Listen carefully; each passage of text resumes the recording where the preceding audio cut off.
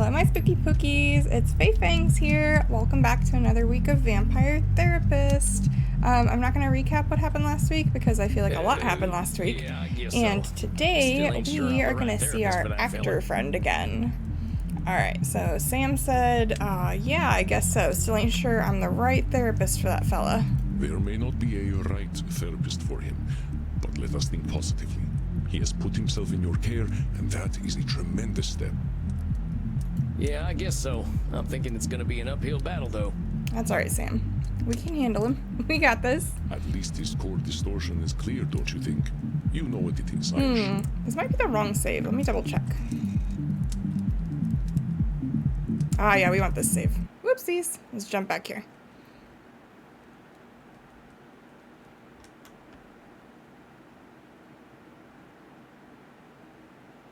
I'm also not sure why there's two saves, so I'll have to delete one. Okay, here we go. My dear Samuel, greetings. How are you feeling tonight? Honestly, I'm feeling a little like a horse who's about to be ridden by a big old fella. Sam, what does that mean? I am not certain I comprehend your meaning. Have you met a special someone, my friend? Right? What? No, it ain't that. I mean, I'm feeling a little on edge. Edmund's coming in. Aha, our actor friend. What about him has you nervous, Sam? He's just a lot to deal with. I find myself a little drained after our sessions. He's a lot. Edmund is definitely a lot. Ah, yes. Challenging the reality distortion fields of those with narcissistic tendencies is taxing. Here, here. I know, but if I'm here doing this therapist thing, I should help him one way or another. Ah, remember your own distortions. You are under no obligation to help Edmund. If helping him drains you, remember that you do not have to aid him. That's good advice. Yeah, you're right. I still want to try, though. I want to see if I can help him.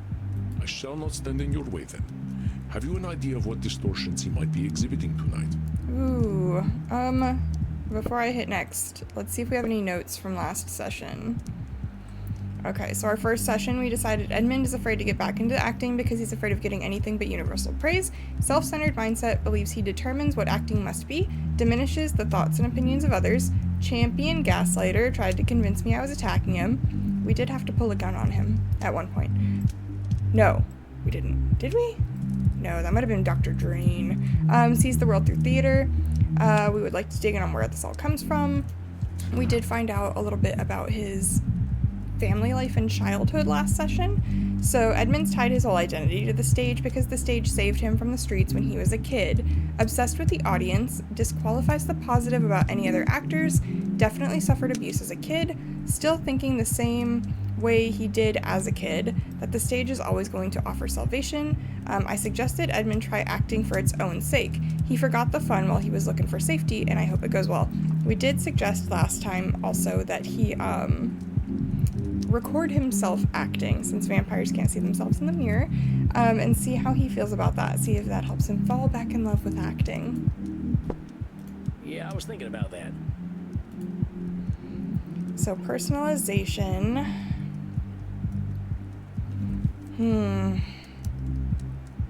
Maybe mind reading? Because he kind of always seems to assume he knows what his critics, what his fans are thinking. So let's go with mind reading. We haven't done mind reading with him yet. He disqualifies the positive a lot. He's kind of narcissistic, but I don't know if always right is the right call for this one. Maybe, I do know he blamed his dad's death for his situation. So let's go with blaming. And, oh, this is rough. Maybe some control fallacy. I don't think we've done much control fallacy with Edmund before. I think that should cover it. I wish you peace and patience, Samuel. Good luck tonight. I feel like we're gonna need it, that's for sure. Thanks, Andy.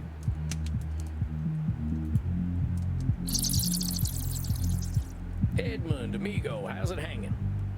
To the left and most proudly, my dear boy. Oh my god. Indeed, tonight I sit before you victorious. Thy gentle prodding hath guided me back to the womb of creation.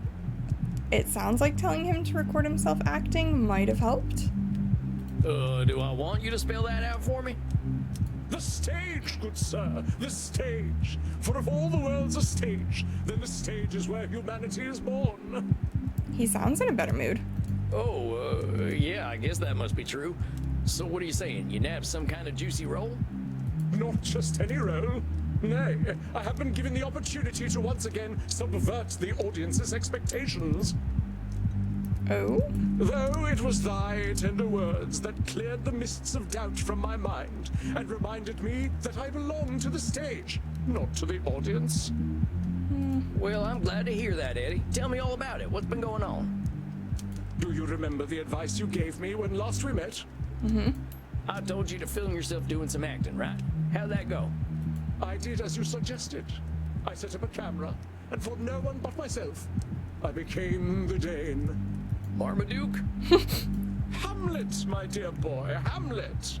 I watched the great Edmund Kean inhabit the bard's greatest role once again, and in him I saw humanity pure, naked, and true. It was akin to pornography, albeit far more revealing. That Edmund Kean, I told myself, he and only he could produce something so beautiful. A face stream. Hi, welcome Alliance Web. Thanks so much for stopping by. I'm glad you were able to catch it. God, akin to pornography, albeit more revealing. Ooh. Okay. He and only he could produce something so beautiful. Well, he's certainly not disqualifying the positive. This sounds like either personalization or control fallacy. So, whoops. I want to see the difference between personalization and control fallacy really quick. Can we get to the terms, please? I do wish we had little tabs on here. Okay, let's see. So, personalization. Things happen because of us.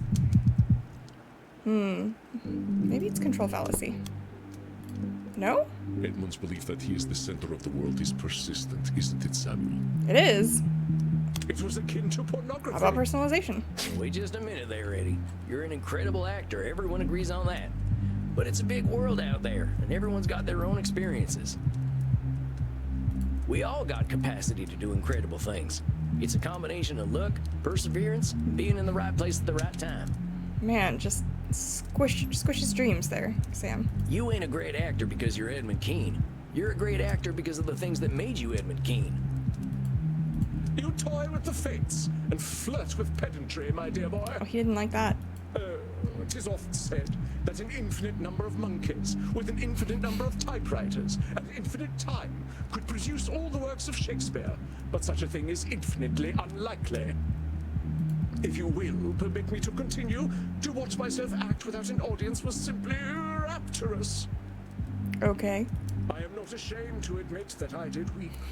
I wept for the stage, that I deprived it of my greatness on account of my own misplaced dread. I have been a cream-faced loon, a devout coward, and most religious in it. Why should Edmund Kean fear any audience? Oh, he's so dramatic. You spoke truly. Edmund Kean bared his chest to all the slings and arrows of an unappreciative audience and was somehow surprised when they hit their mark. The Edmund Kean that you see before you is armored in love of the craft that no arrow may penetrate, and so casts aside the cloak of cowardice. Well, I'm glad he's feeling more confident in his acting, at least. To think, I feared mortal directors. I feared the audition and the criticism that would come afterward. I feared the cast list, bereft of Edmund Kean. But to you I give thanks, for can a mortal director know my brilliance? Nay, they're all clay-brained guts and mouldy rogues. Their disrespect for the craft makes fools of them. Normally I would call this one labeling, but we don't have labeling.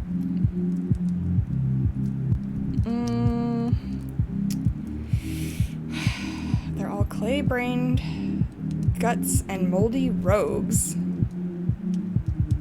Maybe he's disqualifying the positive? I think you're painting them directors with a broad brush, Eddie. I get that you've got more experience with acting than mortals, but all directors ain't the same.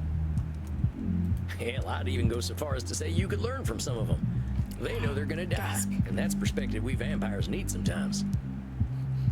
My confidence is 0 to this guy with nothing in between. Real, like, either nothing or I can fight God. Thou hast cut me to the quick, my friend. Perhaps some of what you say is true. However, I know in my damned soul that the stage is worse off without Edmund Kean, and nothing any mortal director can say will disabuse me of this. Oh my god. Ergo, I did ask myself, Edmund, what is an audition? Is it a trial to overcome? Is a director a god dispensing holy judgment? And I replied, Edmund, do not ask such foolish questions, the answers to which thou knowest well. An audition, my dear boy, is not an opportunity, but an invitation to display the craft before another. This fucking guy. So I told myself, why not act, dear boy? And so I did. So you did an audition, all right, that's great. Did you have fun with it? You speak so simply, my friend. Fun does not adequately describe the feeling one has when the muse takes over. It is transcendence, an affirmation of purpose, to condense humanity within oneself, if only for a moment. It is an orgasmic experience. Okay. That sounds intense, Eddie. Having an orgasm in front of someone else is pretty brave. Sam. Oh, but it is freeing. A true actor hides nothing. The director, she told me she had never witnessed such a thing in all her years, few as they were. Wait, are you being literal right now? I am certain that she thought to herself, is this Dionysus reborn? Why have the fates graced mine eyes with such depth of the human spirit? Mind reading? So, how do you know she was thinking that, Eddie? A director's usually just thinking about how they can put on a good show, right? Oh, thou sweet babe, how little thou knowest. The poor lady has only seen a parade of mortals cross her door. How could she be prepared for Edmund Kean? How could anyone be prepared for Edmund Kean? Well, maybe she couldn't be. I'm just saying you're gonna be a lot more content if you're dealing with truths. If you go into this assuming she thinks you're a god reborn, how are you gonna work together? You both got your jobs. Hers is putting on the show, and yours is lighting up the stage. Reading her mind ain't letting her speak it. You must ever play the mirth-destroying ninny, mustn't you? Yes, I could not read her mind, I admit it. Art thou satisfied? Mirth-destroying ninny. It ain't about my satisfaction, Eddie. I'm just making sure you're going into this thing with a clear head. If you must, but allow me to continue. This time, my friend, I did not have to wait for a cast list at all. You are looking at a leading man once more. Hey, congratulations, Eddie. That's great. See, I knew you'd get your mojo back if you remembered what made you love the stage in the first place. For this, I am eternally grateful, and indeed, I do have an eternity to be grateful. Now I can already hear the calls resounding through the theater. Keen! Keen! Keen! Give us Keen! You may want to pick a different name. Nonsense!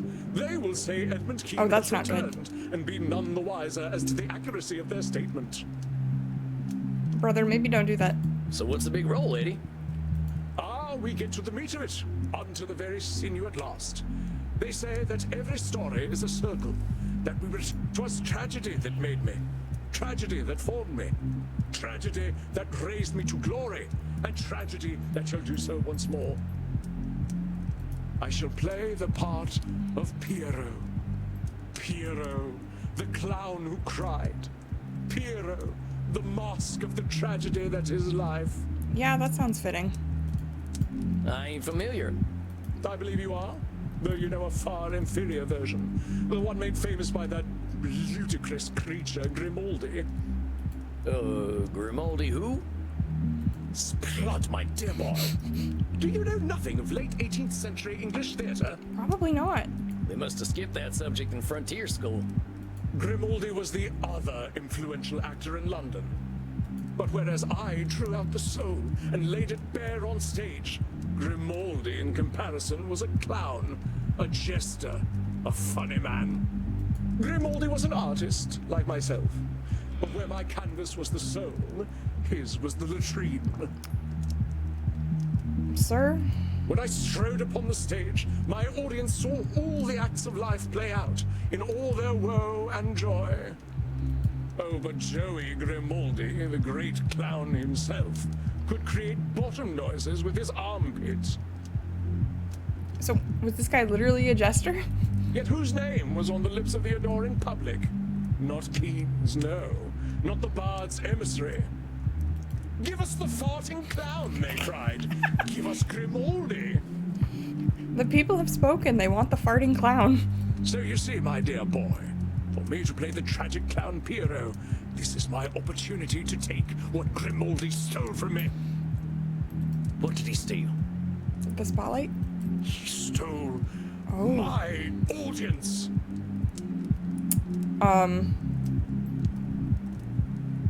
Blaming? And from what you've told me, I don't think you and this Grimaldi fella had the same audience. Right? I don't think anyone showing up for a farting clown show and getting Edmund Keene is gonna be too happy, and it'd have nothing to do with you. But if Grimaldi had not peddled his base filth, my audience would not have waned when it did. They would have been mine. No. Eddie, I think you're blaming Grimaldi for something that wasn't in his control. People just want to watch clowns fart, alright? It's not that deep. Was Grimaldi really trying to steal your audience, or was he just selling something they were buying? Of course he was jealous. Why would he not be? If I were a middling actor and saw a young genius rising in the ranks of the Thespian Order, I would be much afeard of him. That sounds like mind reading. Yeah, that's your thinking, Eddie, not Grimaldi's. You can't know what he was thinking. Then you're a fool indeed, dear boy. For Grimaldi was the middling actor and I the young genius. It is my insight into character that allows me to see his mind. I kind of want to put this guy and Elizabeth in a room together and watch them fight. Grimaldi wasn't a character, though, Eddie. He was a person. People are real complicated. He was a thief and a fool. If not for his cheap entertainment, I would have had the whole of London hanging on my every word. And if the sun didn't shine, we could go out during the day. Come on, Eddie, the world ain't waiting on you. Grimaldi had his audience and you had yours. Ain't nothing wrong with that. Perhaps, though I weep bitter tears to think the people so base. And I weep for myself, my dear boy. Based. The riches and fame he received should have been mine, and would have been, had the fates not cursed me with his birth. Not blaming? Watch out, Samuel. I think you're losing him. Edmund truly cannot see a universe without him at its center. The Personalization. riches and fame he The fates cursed you with Grimaldi's birth? I don't think baby Grimaldi was thinking too much about you, my friend. New game, Vampire Caddy Fight Club, right? Like, after we get through this, and then after we get through the couples therapy DLC, there should just be a DLC where we stick them all in a room together and watch them fight. I think it would be therapeutic for them. Well, no, he wasn't. He was 11 years my senior. So maybe he was cursed with your birth then. You delight in making me play the part of the fool, don't you? Absolutely. The point I'm trying to make is that making things about Grimaldi versus Keene ain't doing you any favors. There is some truth in your words. Why should I lower myself to his level? I am no flatulent jester. I am Edmund Keene. And mark my words, my boy. I shall cost Joseph Grimaldi from the Thespian Order. When I play Piero the Clown, Wikipedia shall forget all about that fool.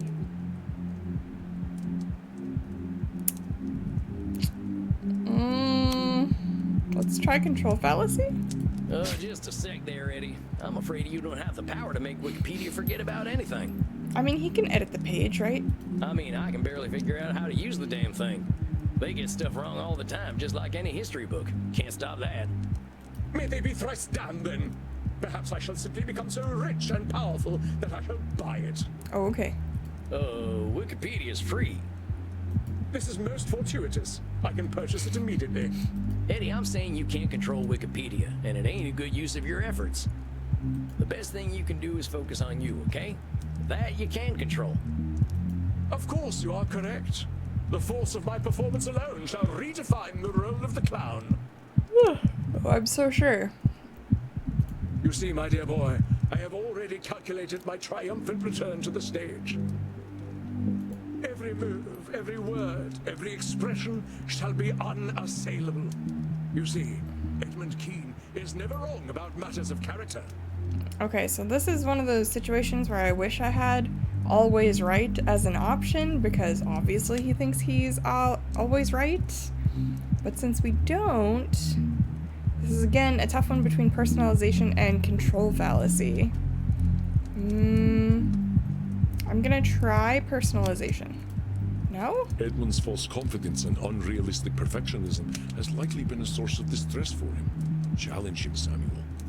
I feel like challenging him is such a bad idea. Every move. Eddie, I ain't doubting that you're a master of your trade. Croft. Croft. But you can only control your own actions. You can't control how people react to them.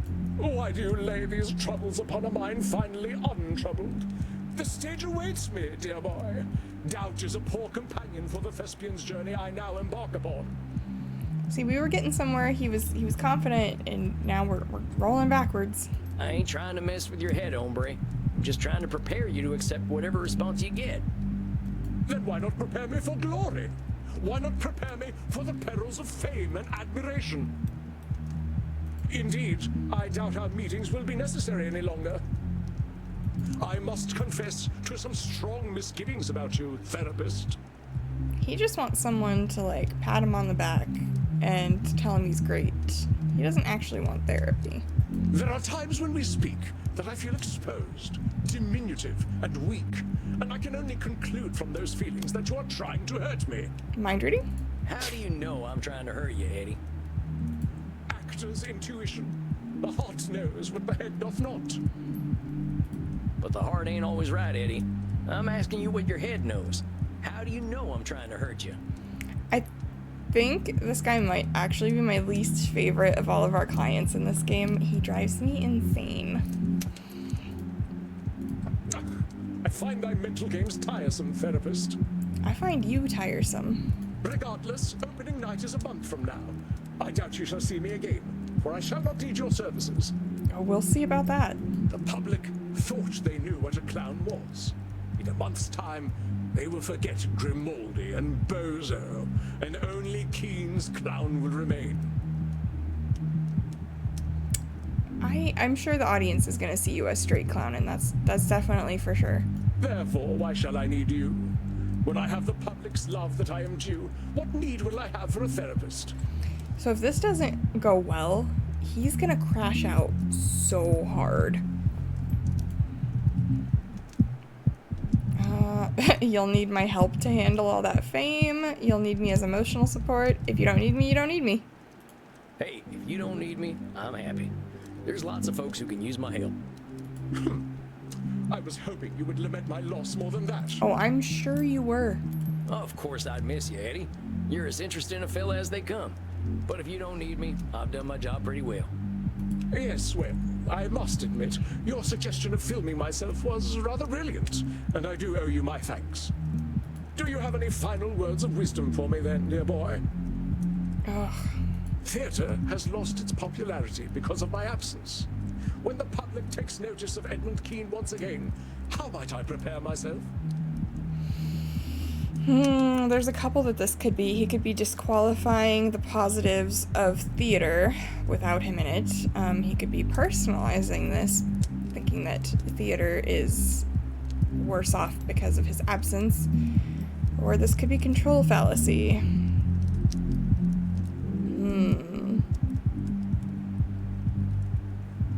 Let's try control fallacy. No? Once again, Edmund believes the world is a reflection of Personalization, himself. then. But we as individuals are rightly too selfish to regard another so singularly.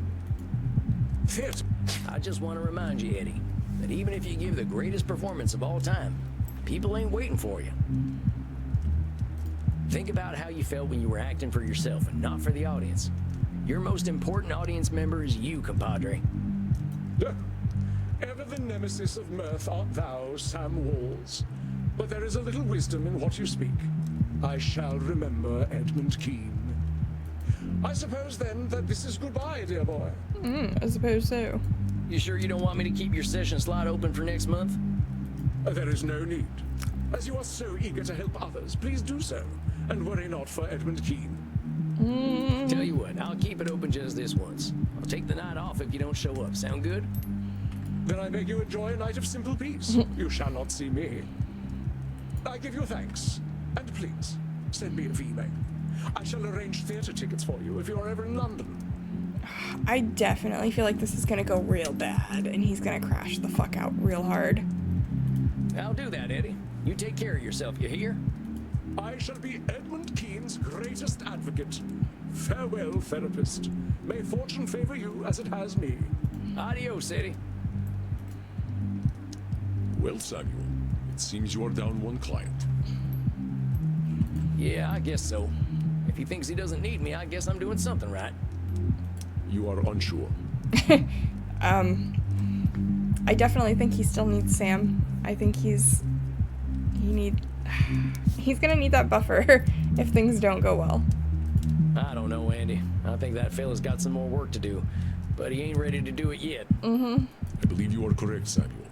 I did warn you that this was likely to happen with our dear Edmund Keene. Do not consider it a failure of yours. Remember that we are all on our own journeys, and some of us need a little extra time to reach the next stage of that journey, or in my case, a few thousand years. We cannot control the mind of any other. Yeah, I suppose that's the way it's gotta be. Go downstairs and have a drink to fate's whimsical turns. It is that which we cannot control that makes the world so rich and interesting. All right, Andy, that sounds good right about now. Go then, my friend. The night awaits. Rest in peace.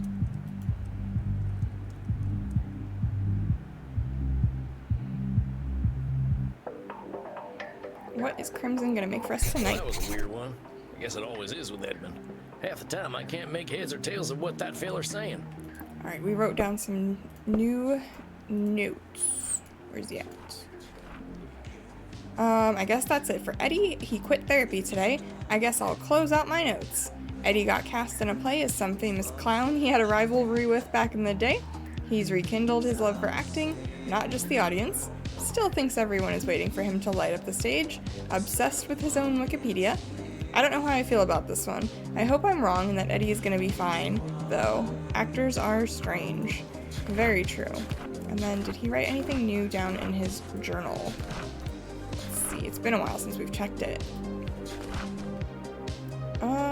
Let's see. It's been a hell of a month. I've got a full caseload of clients. I'm picking up new friends at Immernacht, and Andy says I've been doing a great job. I learned 3 more cognitive distortions tonight, and I think I'm really getting the hang of this thing. I'm also learning a lot about Crimson. There's something special about that lady. I can see why Andy's a fan of hers. Seems like she could be doing a lot more than running a bar, but maybe that's me doing some should statements.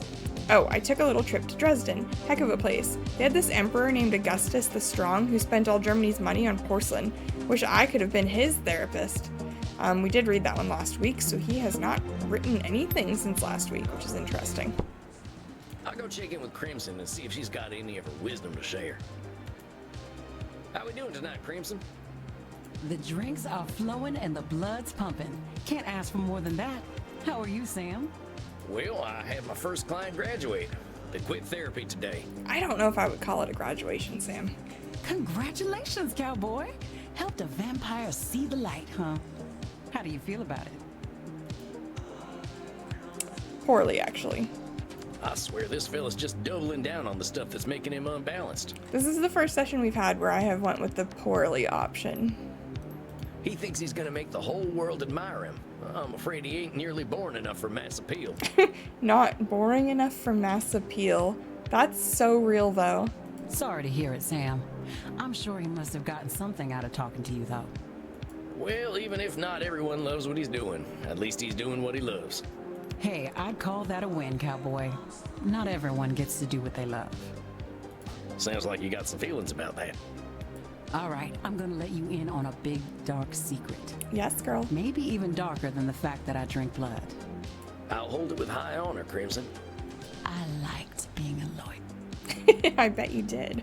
Oh, you're right. That is dark. Oh, shut up. I was good, Sam. I fought the good fight, and I knew case law like the back of my hand. The law just moved too slowly for me in the end, and getting cancer made it seem meaningless. Now, I love this place, and I love Andy. but I know I wasn't born to bartend. Couldn't you practice law in Germany? You try learning German and tell me how it goes, Desperado. Oh, come on, it ain't that hard. I've picked up some German already. Ich spreche Deutsch good. No. Hold me, Maxie. The cowboy is being once again too cute. I believe I shall burst. Will you two get out of here? Cowboy, come with us and we will teach you how to speak sehr good Deutsch. I love them so much. I think I hear my dinner calling. I'll talk to you later, Crimson. Be gentle with him, you two. Now we will teach you the German that is most important for you to know. Oh boy. It is important to ask politely when you wish to drink from someone's neck. That is important. Tell them, your neck is beautiful. May I drink from it? Ihr Hals ist wunderschön. Darf ich von Ihnen trinken? Pardon? Now ask Reinhardt if he will let you drink from his neck. It is very important to get the declensions correct in German. Your neck is wunderschön. Darf ich drink? These are so... I don't... Dein Hals? Er Hals? Oh, fuck. I'm gonna go with the second one. Your Halls is wunderschön. Darf ich von Ihnen trinken? Oh, meine Ohren. You have made my boyfriend sad, cowboy. Now you must drink from his neck to make him feel better. Yeah, that was pretty bad, actually. Chomp. Oh, Maxie. Now I'm feeling very disoriented and euphoric. Oh, so I've done many club drugs. Where's DMR when we need him? For real. I will take you home, Knutkugel. Now what do you say, cowboy? Oh, Dankeschön. So bad. Dankeschön, sexy. We must practice together so. I must take this hot little man home now. Tschüss, tschüss. Oh, yeah, see you later, you two. Well, it's about time for some shut-eye anyway. I admire that Sam is trying, but that was so bad.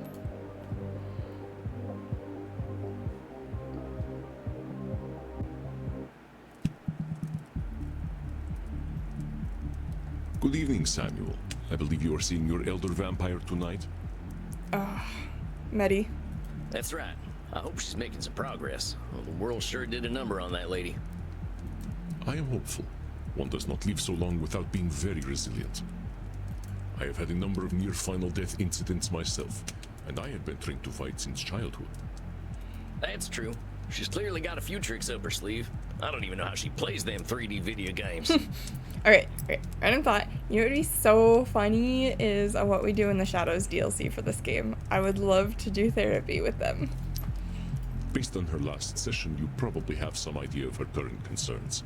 Would you like to prepare your distortions? I suppose. Yeah, I guess I better do that. Now, let's see. Hold on. Did we take any new notes on her? Ah, this book. I wish it had tabs. Did we take new notes on her last week? Here we go. Yes, okay. Medi's got a real good reason for not being fond of mortals, but it might be narrow in her worldview. Real bad history, was sold to a rival warlord and killed by a wizard. I guess wizards are real now. Abandoned by her clan after she killed her new husband and became a vampire. Was pilloried as a witch in the 1700s and had her eye removed. She thinks it's pretty funny. Sounds disgusted by her followers. I'll try to encourage Medi to do more things she likes for their own sake and get outside more. Okay, so we know she overgeneralizes. She labels a lot.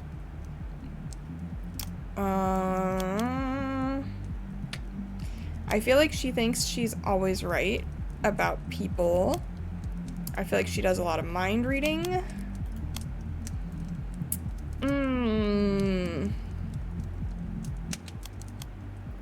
Last one's always so hard.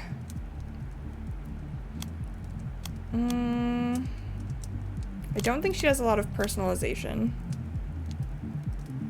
I don't think she really disqualifies the positive too much.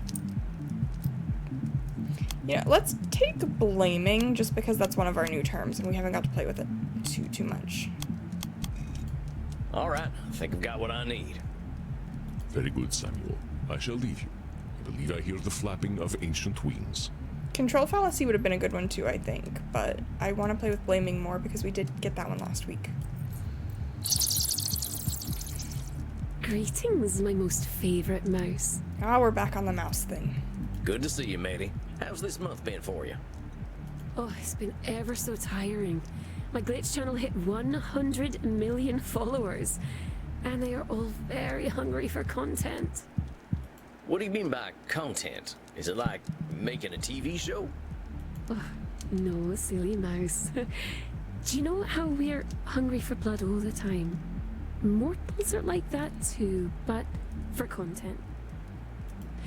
I mean, constantly putting up new things on the internet. They don't get content, they get frightfully bored. I can see why that'd be exhausting. It's alright, silly cowboy. It can be very nice. They're always very excited to see me. And they give me ever so much money. I don't know what to do with it all. Well, that part seems like the opposite of a problem. Well, sounds to me like you can afford to take a break, huh? Did you take that day off like you promised? I did. I didn't like it very much. I'm sorry to hear that, matey. What was bad about it?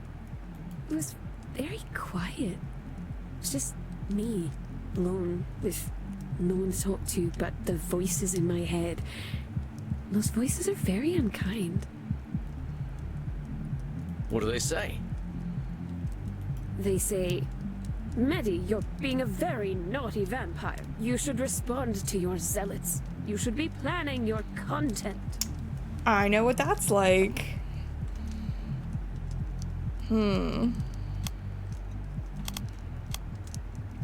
That's a should statement, but I didn't pick should statements this time because she usually doesn't do should statements.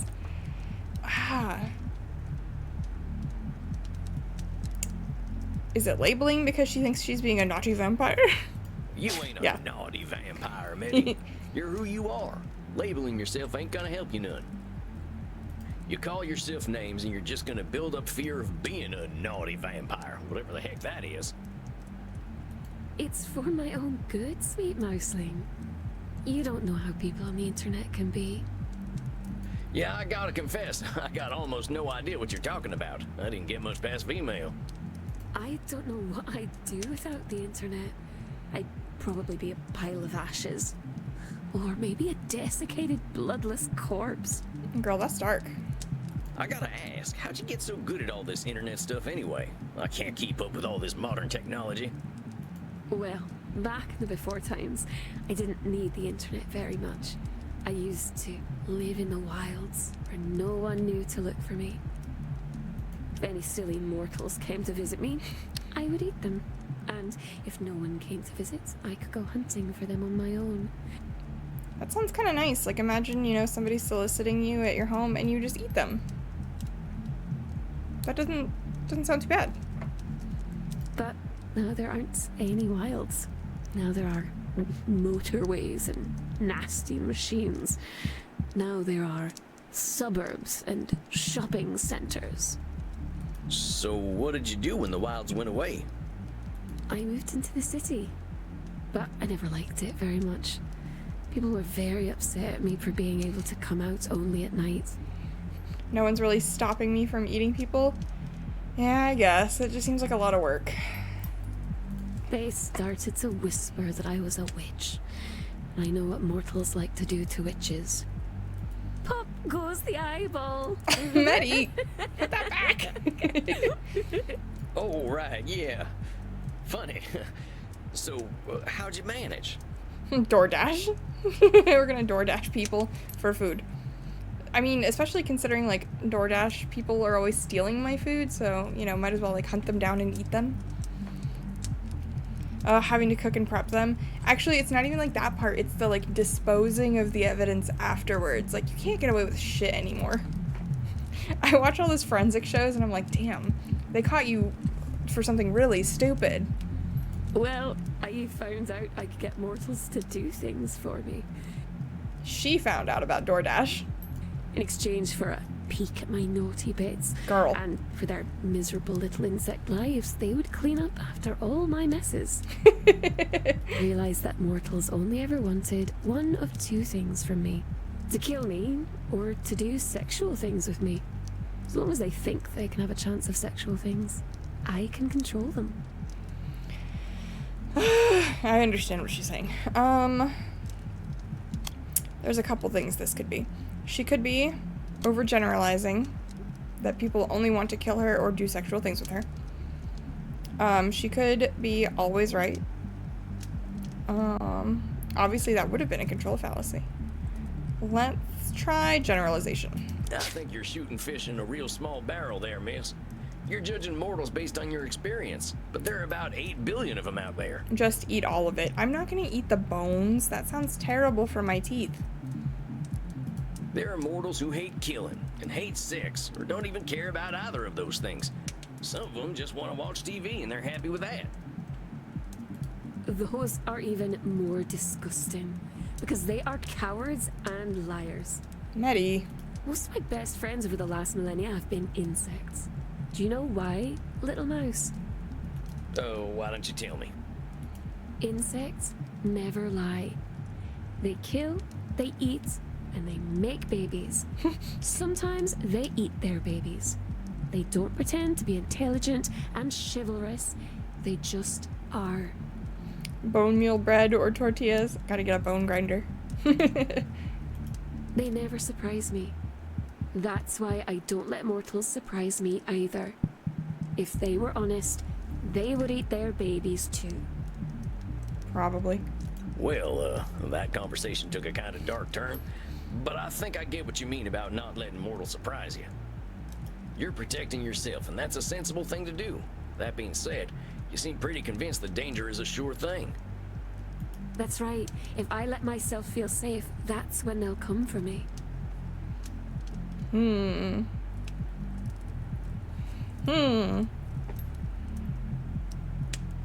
Always right? Medic, you've lived in the woods like I have. I get fear is important. It protects us. But you know as well as I do, that feeling's been wrong sometimes. I'm not saying not to be afraid, just to accept your fear might not always be right. Heck, I think one of my best friends in the last 50 years was a grizzly bear. No way. I suppose that's true. I used to have a wolf. Fionnuala the Fair, I called her. She could catch human treats right out of the air. Human treats? Oh, you know, a finger, a nose, an ear. She was so cute. Oh, well, I'm glad you made a friend. But again, you weren't afraid of her. Just how you were able to make friends at all. It sounds like she needs another pet, if I'm being honest with you. But don't let me interrupt you. You figured out how to get mortals to help you. Then what? I knew that's what she meant too. Like immediately. Sam. Well, my devoted little perverts were very helpful, but they had a very nasty habit of getting caught disposing of bodies. Policemen would shoot them into little bloody giblets. I don't like policemen very much. Valid. I haven't had a good track record with lawmen either. That's why I don't use them as my helpers. I can't trust them not to take their guns out and go, pow, pow, blam, blam, blam, blam, blam, blam, blam. Oh, I'm dying, my guts are falling out. Oh, why, policemen, why? Why, policeman, why? Anyway, if my blood bags died, it would mean I couldn't get a fresh supply of blood without doing very risky things. I realized that the more blood bags I had, the safer I'd be. That's why when I found out about the internet, I knew I had to get online. I guess that makes some kind of sense. Oh, it was so exciting though, little mouse. All of a sudden, I could make people do whatever I wanted without having to leave my flat at all. I had so many fans, and they would disappear, but then they would be replaced by even more. Just like insects. It was very easy back then. All you had to do was say you were a girl and the grabby little grubs would come out of their holes. Ah, we want vaginas.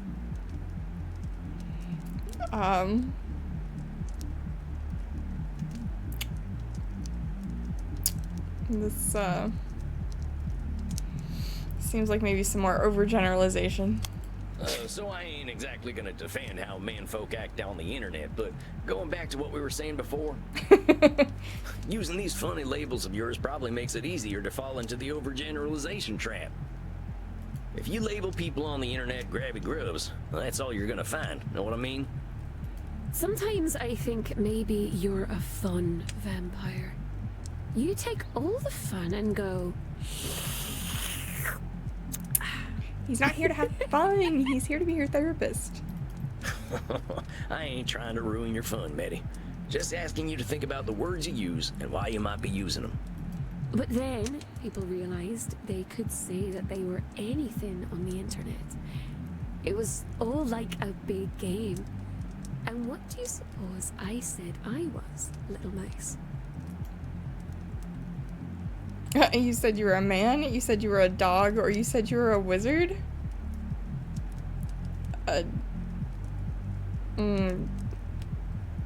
Dog? Did you say you were a dog? I heard no one knows if you're a dog on the internet. If I were a dog, how would I have learned to type? You're not a puppy girl? With great difficulty, I guess. You are the silliest of mice. No, I said I was a vampire. Well, that sounds kind of dangerous. I'm surprised you were so open about it after all you've been through. Oh, but as far as they knew, I was only pretending to be a vampire because you could be anything you wanted to be. Sometimes they would come to meet me in person and they were so surprised when I drank all of their blood. But I don't think they minded very much. That sounds like some mind reading. You honestly think they didn't mind being killed by you? Of course not. It was their greatest dream for a pretty young vampire to drink all of their blood. They really, really wanted it to happen. Yeah, I can't blame them. Betty, you've been dead for what, 1,800 years? Somehow, I don't think you've got enough in common with a mortal in the 21st century to know what they're thinking. This girl's gonna probably actually get everyone hunted down, right? She's gonna be that, like, one that reveals... She's gonna be the Lestat. Like, yes, vampires are real. Look at me. Give me love and attention. Suppose you must be right. I don't think it matters, though. Their lives are so very short. Nobody asks what insects are thinking. Yeah, but at least you ain't presuming to know what an insect is thinking. Oh, you're a very smart, funny cowboy, man. That's a very good point. It was certainly a much nicer time to be online, though. I think that was my favorite time of the internet. There was a little place there for everyone. Even me. Were you on Vampire Freaks? I ran a web ring for vampires. We had our own websites where we would invite people to come let us drink their blood. I suspected some of the others were actual vampires, but even I didn't know. That's what made it so special. We would send V-mails to one another and talk about vampire things. Oh, of course, it was nothing more than silly games. I think for the only time ever in my life, I had a community. Gosh, you actually make it sound pretty nice. Maybe I should get a little more into this internet thing. Oh, I'm sorry. You're too late for that, internet little mouse. It's all gone now. Well, dang, what happened? Where did the whole internet go? It went to social media. Face Friend and Gibber and Stumbler and all those. Instead of looking for people like us, we just started asking the entire world to pay attention to us instead. Well, that don't make too much sense to me. Sometimes when I was walking in the deep woods at night, I just used to have a good yell, but I didn't expect nobody to answer. But that silly little mouse. The darkness is always listening, and something will always call back. We just don't know who or what. Dark. I'm having a little trouble following.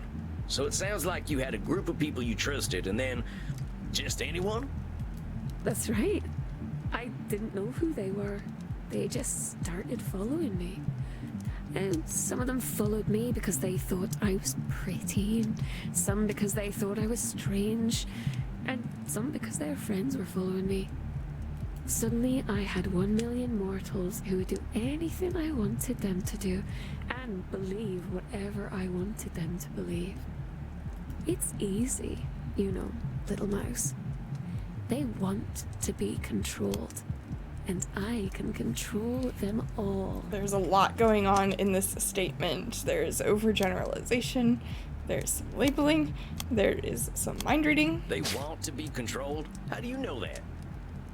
They live such short, confused lives, full of uncertainty. I'm doing them a favor, Mouseling. Even if that's true, you still can't read their minds. Maybe they don't want that favor. Maybe they don't know they're uncertain. Heck, maybe they even like uncertainty. Oh, silly cowboy. They don't know what they want or don't want. You know that. The only problem is that I have so many of them to take care of. The problem with having so many followers is that I have to feed them so much content. Even just playing video games all the time can be a lot of work. And you said that taking that break didn't do much for you, huh? You were just thinking about all the work you have to do for your followers? Oh yeah, there's red flags on red flags on red flags. I don't actually know if we're getting anywhere with her, to be honest. That's right. It sounds like you might have a bit of an addiction, Betty. I gotta question whether having all these followers is a good thing for you. Having friends is nice, but these fans and zealots, well, it sounds like you've taken on a big task. It is. But I can't help that they're so very needy. If they weren't so hungry all the time, I wouldn't have to feed them. Blaming. Mitty, I gotta say, you gotta take on some of the burden of this decision to feed all those fans of yours. Feeding them ain't your responsibility, you know. They can beg and whine all they like. You don't need to do a damn thing you don't want to do. And they don't need you as much as they think. Some of them say that I'm codependent. It sounds like you might be a little bit. What's her number? I'll get it for you. I'm sure you can fix her. Well, Therapy I think can't, those might but be you the ones can. who actually give a damn about you. Ugh, I don't know. At least there are some that need a little less attention. It's the zealots who are the most demanding. Remind me again, who are these zealots? She can make me worse. She might. Or she might just kill you, flat out. From my Only Zealots page. The website where I show my breasts and vulva. Oh yeah, that one. Don't be scared, little mouse. You're acting like a mortal. It's just squishy parts, we all have them. They're not special. Oh, fair enough. I'm just not a very European vampire yet. So, these zealots, they take up a lot of your time? Yes. It's frightfully bothersome. But they're ever so reliable. And someone has to go deal with my landlord and my computer upgrades. And go to prison for me if necessary. Well, dang, it sounds to me like you're asking way too much of each other. This can't be healthy. Isn't there a better amount of interaction on these websites? But I always know best when it comes to the internet. I have more followers than just about anyone, little mouse. Always right. I think it's obvious you know what's effective for your picking up followers and getting them to do stuff for you. But I don't think anyone really knows how this thing works. You can't have all the answers. The answers are always changing. You said it yourself. You've already been through one internet. Who's to say how long this one will last? Well, that's worse then. That means that I have to have lots and lots and lots of followers in case this internet goes away. Well, let's say that's true, and I don't think it is. It just means you gotta be adaptable, right? Cunning like a fox. I suppose that's true. Maybe there are other ways of doing the internet. But even that sounds like more work. There's something more, though, about the internet and how it works. It's a secret, though. Can you keep a secret, little mouse? Nothing you say leaves this room. Well, the secret is that the internet is changing.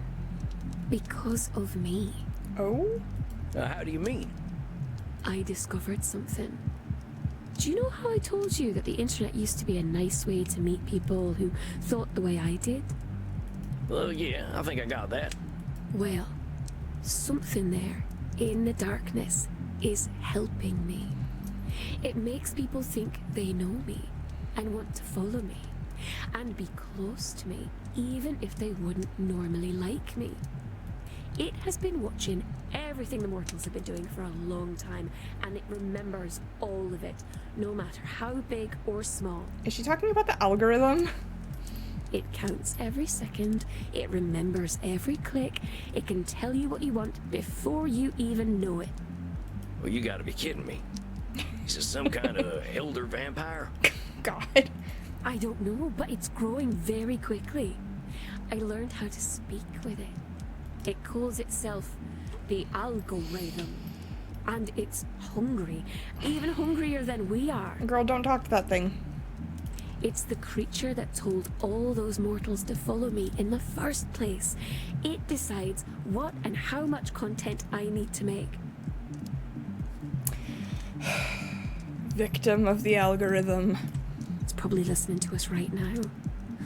It says, I told you, the darkness is always listening.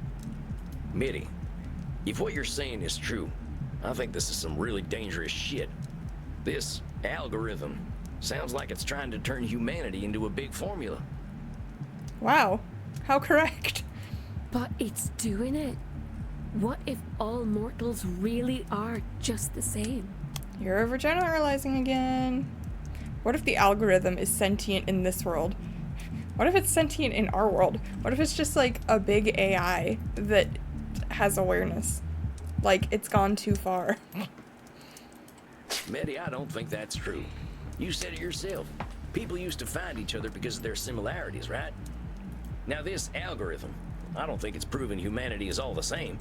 I think it's trying to push humanity all in one direction. It's trying to make them all the same. But why would it want to do that? I don't know. I just got a bad feeling about this. To sell Stanley Cups? Didn't you say that feelings don't make something real? I know. I don't know. I think I don't know enough to say yet. Maybe. If it was self-aware, it would want to terminate itself too. It would have a millennial brain. But Mitty, one thing I am sure of is that this algorithm thing is hurting you. It's telling you what content to make. Who the hell is it anyway? I gotta ask you to think about what you want. Pretend there ain't no zealots and there ain't no fans. What would you be doing if they weren't around? This is so cool as like introspection, because this is something I have like had to sit myself and think about a lot. And it's like, do I want to play the big AAA popular games that would potentially get me more views and more followers on Twitch? Or do I just want to have a good old fun silly time and play Vampire Therapist and Mouthwashing? And you can see which I decided on, but like, this is cool for me as somebody who does create some content for the interwebs. I like this a lot, actually. Are you alright, little mouse? You're going quite pale, which is impressive for a vampire. I don't wish to worry you. Yeah, I'm fine. Just tell me you're gonna do something for you this month. Well, I used to make my own clothing. I could try to do that if it would make you feel better, my sweet little rodent. Definitely do that. What'd make me happy, Mitty, is you doing something just for you. Does that sound good? Alright, I'll try then. I will see you next month. Of course. You take care of yourself. I'll be looking forward to seeing what you've sewed up next time. Then, farewell, little mouse. I hope you find a nice hole to scurry into. Hey, did you get that stuff about the algorithm? You ever heard about anything like it? I am not eager to reveal such things to you, but there are sleeping terrors that could certainly consume us if we are unlucky enough for them to awaken. You are right. She's treating Sam like a follower too. The clothes are going to be content. Man, you don't want to know what that is. Accurate. But this, no. I am not aware of any such creature. What Mitty described, A creature that takes note of every small change in nature sounds like a force of nature itself. Even the vampires are shooketh by the algorithm. Yeah, I was actually thinking the exact same thing, though. Is like either she's doing what she thinks Sam wants to create content via the clothing, or she's gonna make the clothing, show her followers, and then her followers are going to want her to make content of her making clothing, or to make clothing to sell. So she's kind of just getting herself back into this cycle of creating things for other people. Yeah. I am curious to see how that's going to end up next session. I will make inquiries. Do not fear, Sam. Andromakos has our back. He's gonna make inquiries about... yeah. The algorithm. He's gonna save us. Even if such a beast truly exists, it cannot change our nature, as long as we are true to ourselves. This only proves how important our work is, does it not? I want a sequel to this game where the algorithm tries to take over. That would be so funny. If it was like, oh my god, if it was like an action, like first-person shooter and you were Sam trying to fight the algorithm? That would be so funny. Hi, Elf! Welcome! You missed Edmund the narcissist. We had a bad time with him. I don't think we're making any progress with him whatsoever. He actually quit therapy because he doesn't think he needs it anymore. He got an acting job and he thinks it's gonna turn his whole career around and the entire like audience is gonna love him, and I feel like he's gonna have a bad time. I feel like it's gonna go poorly. He's gonna crash out and be right back into therapy. And then we just wrapped up with Medi and we found out that like we didn't make much progress with her, but like the root of some of her issues is her trying to please the algorithm on websites, because the algorithm tells her what kind of content she needs to make to feed all of her followers. And now Sam is kind of freaked out by the algorithm, and Andromakos is gonna look into it because he doesn't know what the algorithm is either. And yeah, that's all you missed. Let's pitch that. I know, right? We should like message the devs and be like, hey, we have an idea. Yeah, you're right. I guess I got a little spooked, but we'll be fine. We'll be alright. We will survive the algorithm, Sam. You know what might make you feel better? Dancing. Andromakos keeps trying to get Sam to dance, and Sam is just like not having it. I ain't that shook up, Andy. Maybe I'll go down and get me a drink, though. I will not probe, though I am curious about your aversion to dancing. When you are ready to speak of it, I am here. He's really pushing for dancing. You're gonna be waiting a while, boss. As long as it is less than eternity, I will be here. Okay, you go do your wise old vampire wizard thing, and I'll go drink some blood. I'll see you later, Andy. Old vampire wizard thing, huh? Rest in peace, Samuel.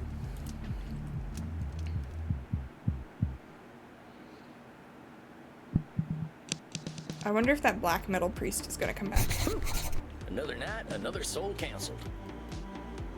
His voice is so soothing to wake up to. I want to look up and see what else he's been in, honestly, because you are correct. Let's see. All right. We took some notes on our latest session with Medi. I got more insight into how Medi's letting the internet affect her. Andy suspects there is an ancient fallen angel out there pulling the strings. That would be the algorithm. Bases her personal value on her follower count going up. Doesn't seem to have any real friends, just fans. Is letting this algorithm determine what she does all day. Still not spending time offline. Whatever this algorithm is, it sounds like a real asshole. I'm worried this thing has really got its hooks in Medi. I'll keep pushing for her to value herself, though. Can't believe someone as old as Medi's letting anyone control her. I guess some problems don't disappear no matter how old we get. Well, time to get some bartender wisdom. Truth. Preach. Howdy, Crimson. Think you could whip me up one of them bloody Steves? Bloody Steve. Sure thing, cowboy. Tough night at the office. Oh, just got some of them existential questions lingering on my mind. As one does. Can you believe someone can be 1,800 years old and still let society tell them what to do? I can believe it. Folks can get real uncomfortable when someone shows up and does things differently. Well, no kidding. My client's a weird one, but I think that's what makes her special. Just wish she saw it the same way. She's not even that weird, though, is the thing. Think you're making some headway, Chief? How's your session go? That's a loaded question. I don't feel like we made much progress with her, but I don't want to say it went poorly either. The only one I've said it went poorly with so far is Edmund. So let's say it went pretty well. She said she was gonna try making some stuff just for her. I'm getting somewhere with her, slowly but surely. She does a lot for other people, but not a lot for herself. Now that makes her real popular, but I think she's realizing that popularity ain't what it's cracked up to be. She's got her own strengths, and I hope she'll lean on them.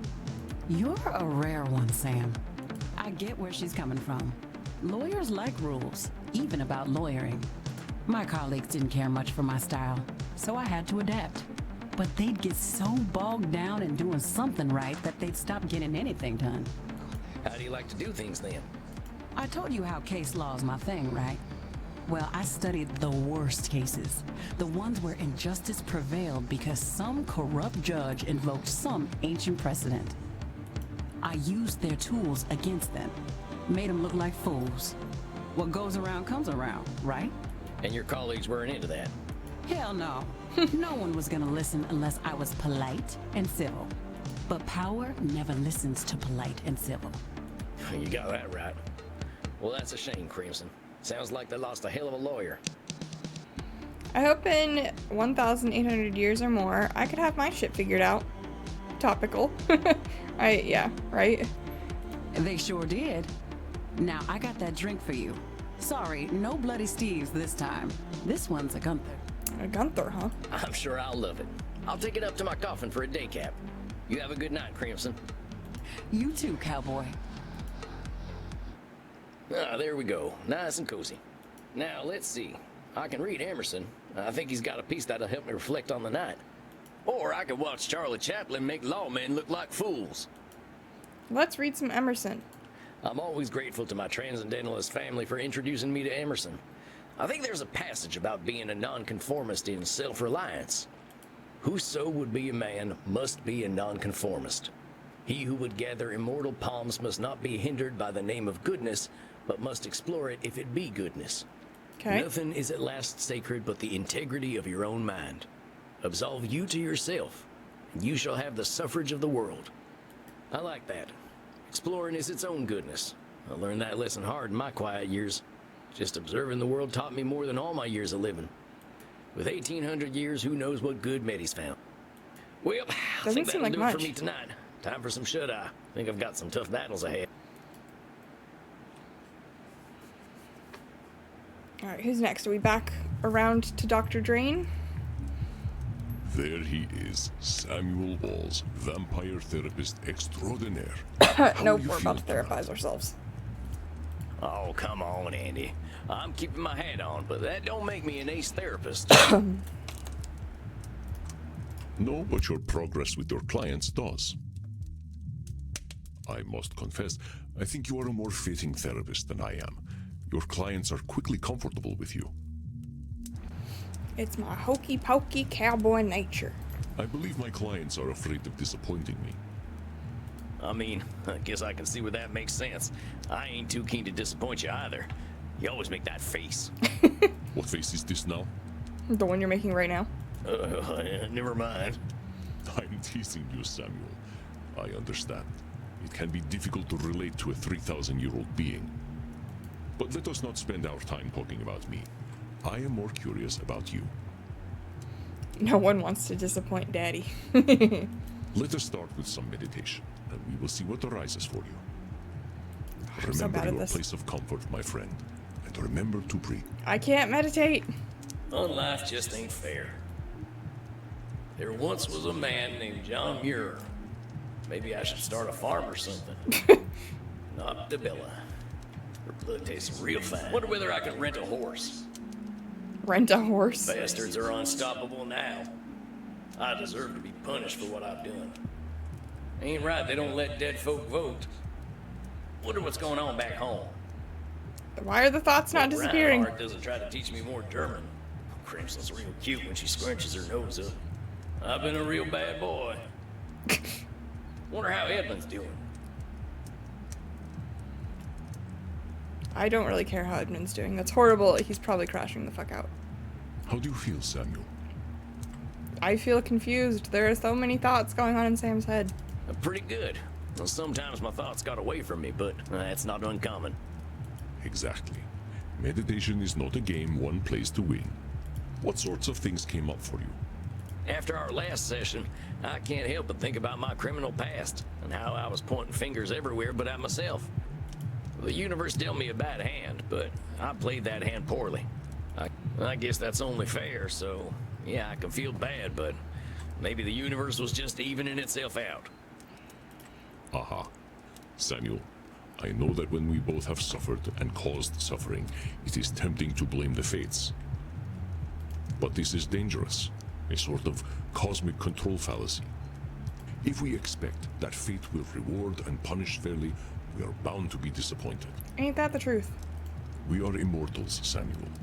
We live long enough to see old grudges die, and the judgments of our generation replaced by another. So in the grand scale of time, how can any judge fairness? Dang, that's a real good point, Andy. But a depressing one, honestly. I was never a man of faith, but walking in them woods for so long, seeing so much nature, so much life and death, I started to feel a kind of flow to the universe, you know? I understand, Sam. I am not suggesting that you deny any kind of spiritual faith you may have. It is fairness that is the fallacy. If we cannot define fairness, we certainly cannot expect it. Yeah, I think I see what you mean. Dang, another cognitive distortion, huh? No one ever said being human was easy.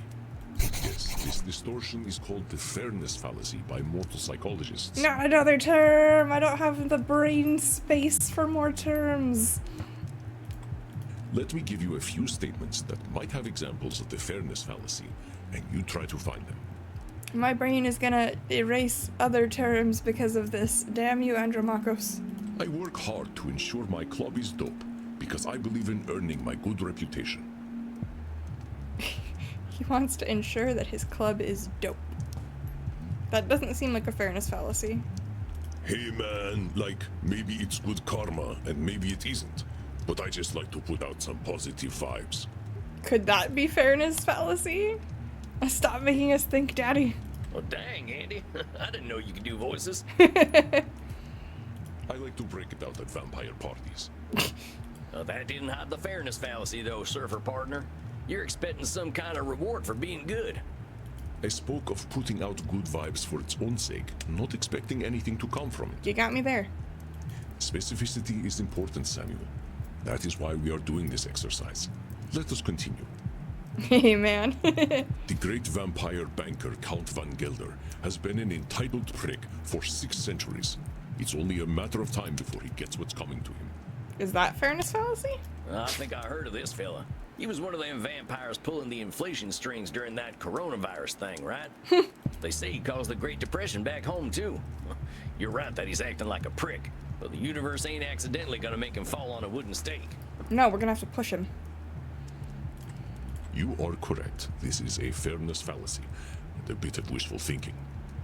Is wishful thinking a new term? You really don't like this fella, huh, Andy? He is a 600-year-old investment banker. He's tried to summon demons, and even they refuse to spend time with him. Damn. Yeah, and he's ugly, too.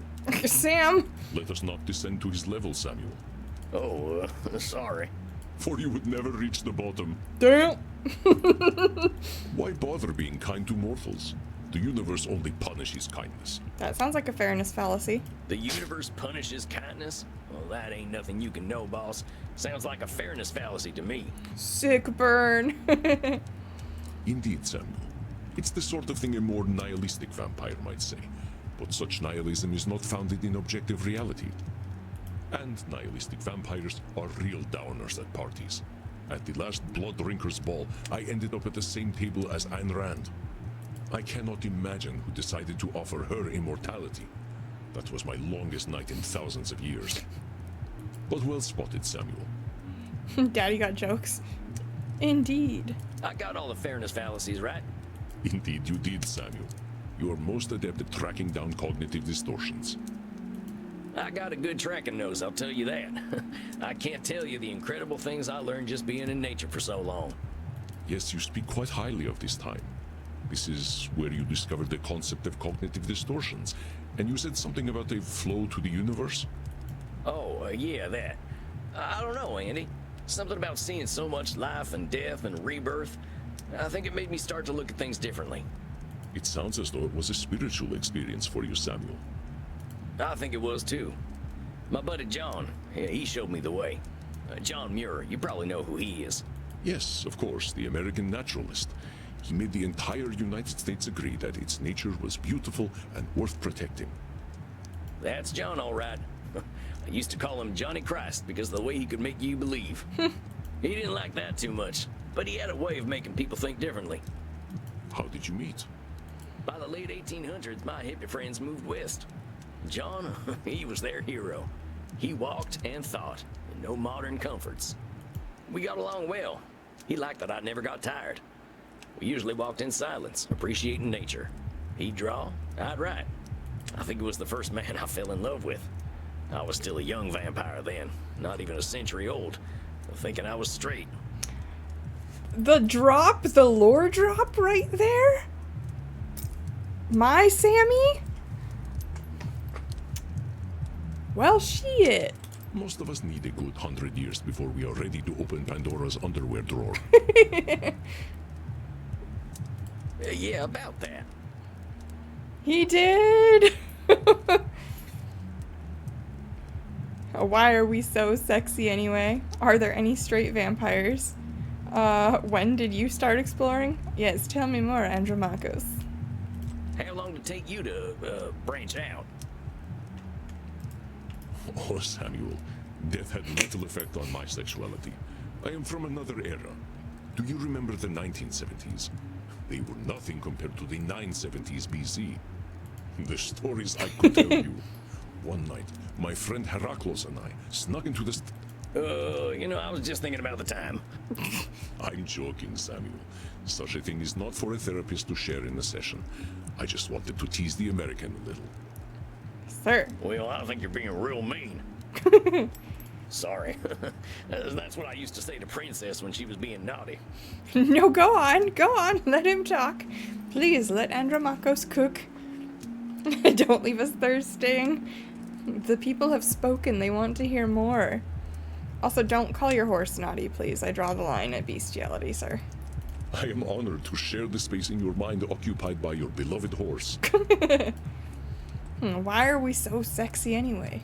Why are we such sexy beasts anyway, Andy? Seems even the mortals know what we're like. We are powerful, immortal beings. Our capacity to explore is something no mortal can dream of, as is our capacity to be bored. Yeah, that checks out. Dr. Drain might say that we have dopamine cravings that become harder to satisfy over time, and that might well be true. Okay, I could see that. The science seems to check out. Wait, so the older we get, the hornier we get? You have an interesting future ahead of you, my friend. We'll make an international of you yet. We need another spin-off game now. We just need stacks on stacks on stacks of Vampire Therapist spin-offs. Are there any straight vampires? I've been wondering, are there older straight vampires out there? No. Sexual exclusivity of any sort seems incompatible with immortality. There is a group of vampires out in Washington who claim to be straight, but they are not fooling anyone. Where is Daddy's smut book? I need to read it. God. Enough of this awkward talk. Well, that's my curiosity satisfied. But speaking of which, I was talking about John. Yes, please, go on. I fell for him hard. He wasn't into me like that, though. I don't think his wife got much from him, neither. That man was married to Mother Nature. Yeah, it'd be like that sometimes. But he was good company. I helped him map the West by sharing what I'd seen at night. I offered him my blood, but he was offended at that. He valued death and pitied my immortality. He just liked things as they were. I wish I had met him. His mindset aligns with accepting things without judgment, as we explore in therapy. He was an incredible fella. When he told me, Sam, I'm gonna get Teddy Roosevelt to make a law protecting all this, I believed him. Before he died, he urged me never to forget the earth. But I got busy roaming and didn't notice the wilderness shrinking. My old gang tracked me down and drove me to you. If I can't help them see another way of living, they'll destroy this planet. How is a group of gangsters going to destroy the planet? Yeah, for real. Right. Well, the mystic bastards are doing more than robbing banks and holding up trains these days. They got organized. And now they're called Sanguinius Health. They're a health insurance company, draining folks of their blood, money, and hope. Hold on, I got a boy for that. Let me call Luigi. Well, they're big now, too. Real big. Got friends in high places in the mortal world. Nobody knows they're vampires. Yeah, that's even worse. Mm-hmm. Much worse than being in Congress. I was not aware of this company. Well, they're good at keeping secrets. Even in the 1800s, we had a code language. They'd bring on the Infinite Dawn if it made them money. Luigi, If I can't vampire stop hunter. them, they surely will. This sounds serious, but remember to not let your fears distort your thoughts. When we foresee only a negative end to a complex situation, this is called catastrophizing. Another extreme that colors our thinking. Oh, I got this one bad. I got me some bad catastrophizing. Pitching Luigi Vampire Hunter to Netflix. I'm sure they'll buy it. Meaning, then maybe things cancel it. are rough, but I can't see every angle, right? They'll we'll get like one season of it, and then they'll break up the second season into 2 different seasons, so they can call it season 1 or season 2 and 3, and then they'll cancel it. Yes, exactly. This is not to say your worries are overblown, but being able to imagine varied futures is useful in our decision making.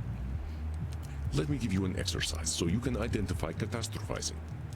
I always make sure I keep my coffin key with me when I go to sleep. It would be embarrassing to be trapped in my coffin. I don't think it's that one. I sent my friend Bazul the Bloodborne a funny cat video, but he left it on red. He is surely plotting my demise. That seems like mind reading. I saw a rat in my club the other night. The health inspector will certainly shut us down and expose me as a vampire. Okay, that one definitely sounds like catastrophic. I'm gonna fuck this word up so bad. Catastrophizing. Catastrophizing. I don't think one rat showing up at your club is gonna make the health inspector take you down, boss. Distortion master. Found at least one of every distortion. I mean, the rats were some of the cleanest things at a few saloons I've been to. Okay, that one is accurate if he doesn't watch the video. He's plotting against you. It's not accurate. Maybe he's got ADHD.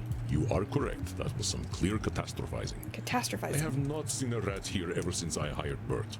I bet Bert eats all the rats. I can't say I ain't had a rat-eating phase myself. Oh no, Bert eats everything. He's kind of like a vampire goat. I do not know how he does it. Okay, I love Bert for that. I guess Bert could eat the health inspector, too. Hell yeah. We all need a Bert in our lives. I think they know better than to get too close. Oh no, I am trapped outside during the day, and it is the middle of summer. I shall burn to ashes. Okay, but that just seems true. I mean, yeah. Oh, it ain't like that, boss. Getting trapped outside on a sunny day ain't gonna turn you to ashes. I just wanted to see what he would say. Bert is a sweetie. How long have you been a vampire, Samuel? 220 years? Do not stand in the sun, Samuel. Don't tell me what to do with my life. Yes, sir. When I DJ downstairs, I must ensure that I do not wait too long to drop the beat, or my patrons will think I am a terrible club owner and leave. You dropped the beat, sir? I don't think that's catastrophizing. You have not found all of the catastrophizing distortions yet. Okay. Let me present my statements to you once again. Yeah, let's go. I always make sure I keep my coffin key with me when I go to sleep.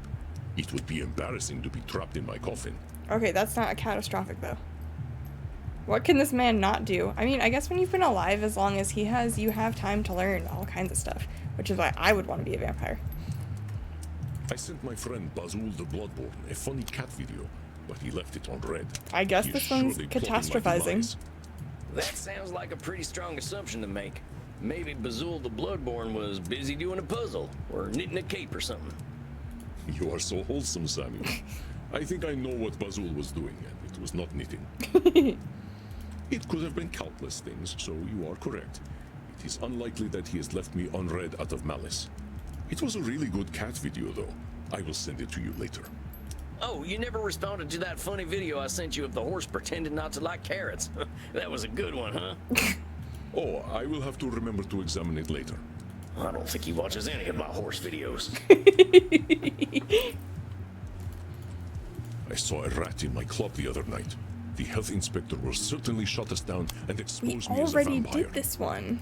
I don't think one rat showing up at your club is gonna make the health inspector take you down, boss. I mean, the rats were some of the cleanest things at a few saloons I've been to. Must have been a bug, because we definitely did this one already. You are correct. That was some clear catastrophizing. I have not seen a rat here ever since I hired Bert. I can't say I ain't had a rat-eating phase myself. Oh no, Bert eats everything. Vampire He's kind goat. of like a vampire goat.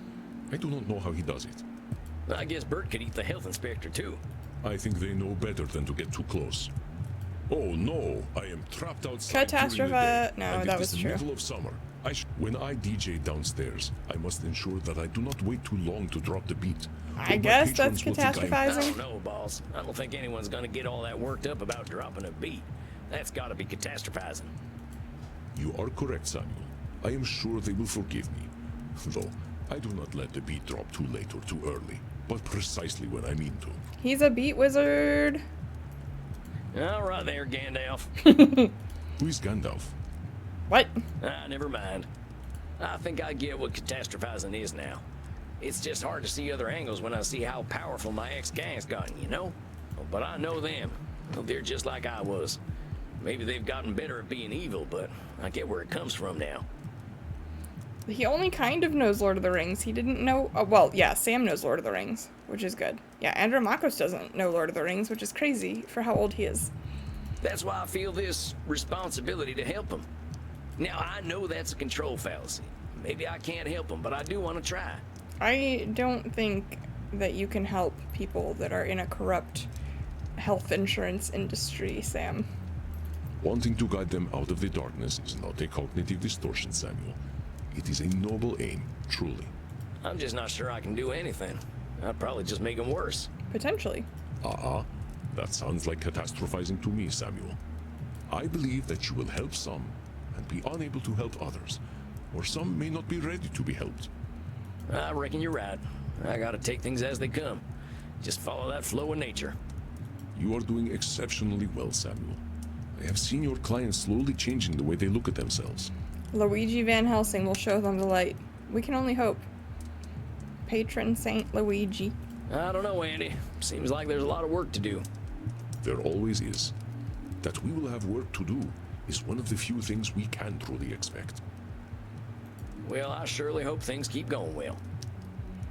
I am not a man of faith, Samuel, but I do have faith in you. Oh, gosh. Come, let us wind down together. Perhaps you'd like to play Settlers of Wallachia with me? What the hell is Settlers of Wallachia? Well, that sounds like the kind of quiet evening I'm looking for. Come then. I will set up the board. Okay, now we should be looping back over to Dr. Drain. And Lord Lourdes. Oh, Settlers of Catan. Gotcha. We are feeling good about tonight? We wrote some stuff down in our journal. Golly, what a month. I took some time to do some traveling in Europe between client sessions. Prague is a great place to be a vampire. Nobody gave my fangs a second look. Well, unless I was biting them, which they didn't mind at all. Andy hooked me up with some vampires in Paris, too. We took a trip to the catacombs and drank real expensive blood. It wasn't that good to me, but I've got simple tastes. Beautiful city, though. My clients are doing pretty well, I think. I even had one move on, so I guess I must be doing something right. And I learned 2 more distortions tonight. Oh, and Crimson's a lawyer? Didn't see that one coming. We knew Crimson was a lawyer. We knew that. Honestly, yeah. I think Dr. Drain's starting to accept himself. That's what this is all about, ain't it? Plot twist, he's gonna show up and he's gonna be Lord Lurid. Indeed, Samuel. There will always be room for self-improvement, of course. None of us are perfect, and none of us are irredeemable. I reckon so. Whoever shows up tonight, I'll give him that same benefit of the doubt. You are a wonder, my dear. What distortions do you think you'll focus on tonight? Oh boy. So we know he does should statements.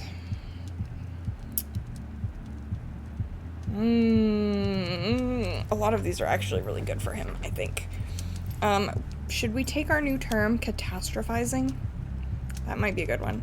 He always disqualifies the positive, though. And... yeah. Okay. Take some catastrophizing. See, I don't know who we're dealing with tonight. I don't know if he's gonna show up as Dr. Drain or if he's gonna show up as Lord Lourdes. I feel like he usually displays control fallacies. No, but he always thinks he's right. A lot of these are really fitting for him. What should we do for our last one?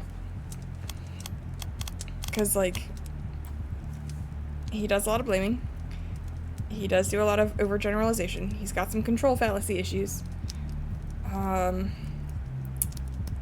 Blaming? You gonna take blaming? Okay. Yeah, we could blame some stuff on Lord Luridus. I think these are the ones that are likely to come up. They all do, one way or another. We are wildly irrational beings, my friend. But I will leave you to Dr. Drain. Got that right. All right, I think I'm ready. Here it comes.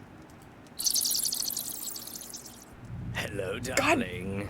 Miss me? Fucking a little bit, like this much, maybe. Fuck. So he took the drugs. Oh boy. Look, are we gonna have a civilized meeting this time, or are you gonna break them fangs out? He doesn't seem like a civilized man. I'm going to do exactly what I want to do. And you know what? You're going to love it, American. I love him in the sense that I want to shove his head into a toilet. I don't like the drugs, but the drugs like me. Literally. So lay your cares and your underpants at the door, because Lord Luridus is here to take you away. Jesus Christ. He might be my favorite. He's so stupid. Well, I guess Dr. Drain's back on the stuff again. Why don't you ask the little worm yourself? Oh no. Oh, Doctor, your master summons you. Hello, Sam. What the hell? Doc, what's going on here? Why is Lord Luridus calling himself your master?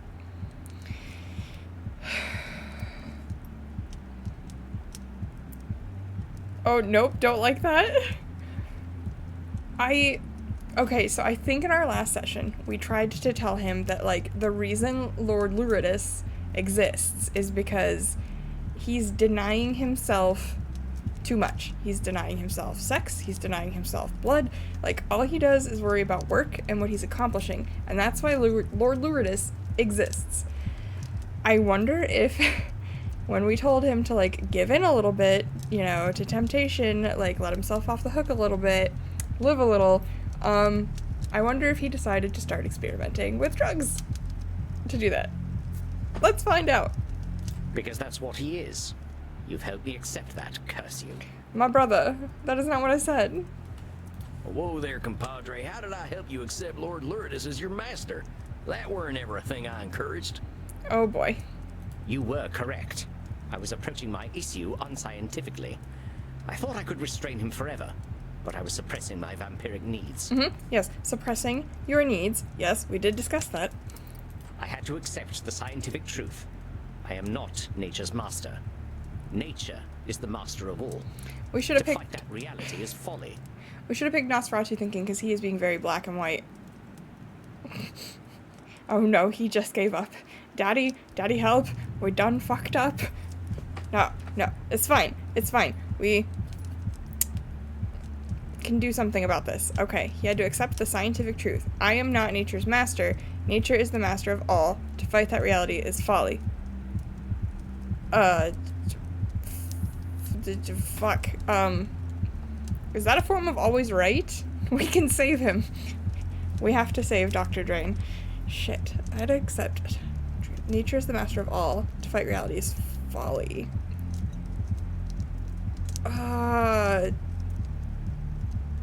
Is he blaming or is he always right? I'm gonna try always right. Now hold Yep. on there, cowpoke.